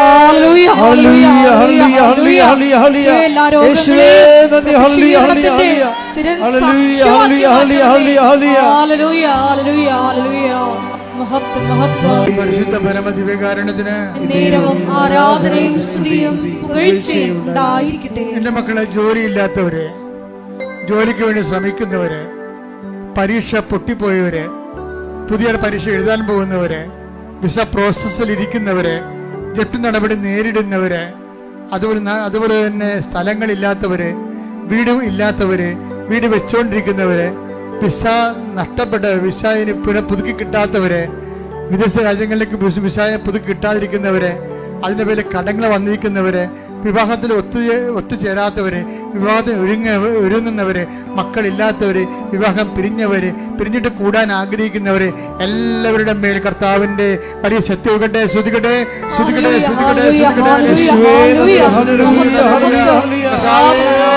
കർത്താവേ, നിന്റെ വിശുദ്ധ പൗരോഹിത്യത്തെ മഹത്വപ്പെടുത്തണമേ. കർത്താവേ, സഭയിലുള്ള സാന്നിധ്യം പ്രകടമാക്കണമേ. 39 വർഷം അർപ്പിച്ച കുർബാന യോഗ്യതയാൽ കൃപാസ്ഥാനത്താരെ ജീവനോടെ പ്രത്യക്ഷപ്പെട്ട പരിശുദ്ധ അമ്മയുടെ മാധ്യസ്ഥത്താൽ ഇയാൾത്താരെ നടന്ന 10,000-കണക്കിന് ആരാധന ശക്തിയാൽ ജീവിത ദുരിതങ്ങള്, ജീവിത തടസ്സങ്ങള് യേശുവിന്റെ നാമത്തിൽ മാറിപ്പോകട്ടെ. കൈകൾ കൂപ്പി അമ്മയുടെ മാധ്യസ്ഥതയിൽ കണ്ണുനീരോടെ പ്രാർത്ഥിക്കുക.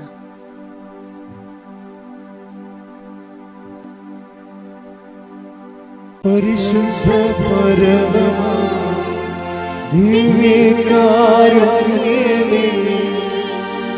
ഇന്നുമെന്നും അങ്ങേക്കാരാധന.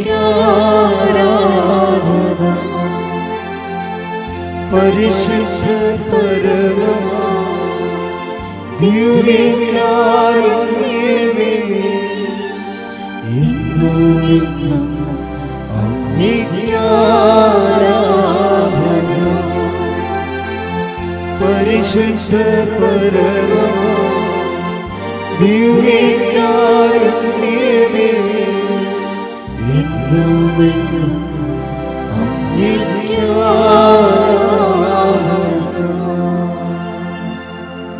ഇന്നുമെന്നും അങ്ങേക്കാരാധന. പരിശുദ്ധ പരമ ദിവ്യകാരുണ്യമേ, ഇന്നുമെന്നും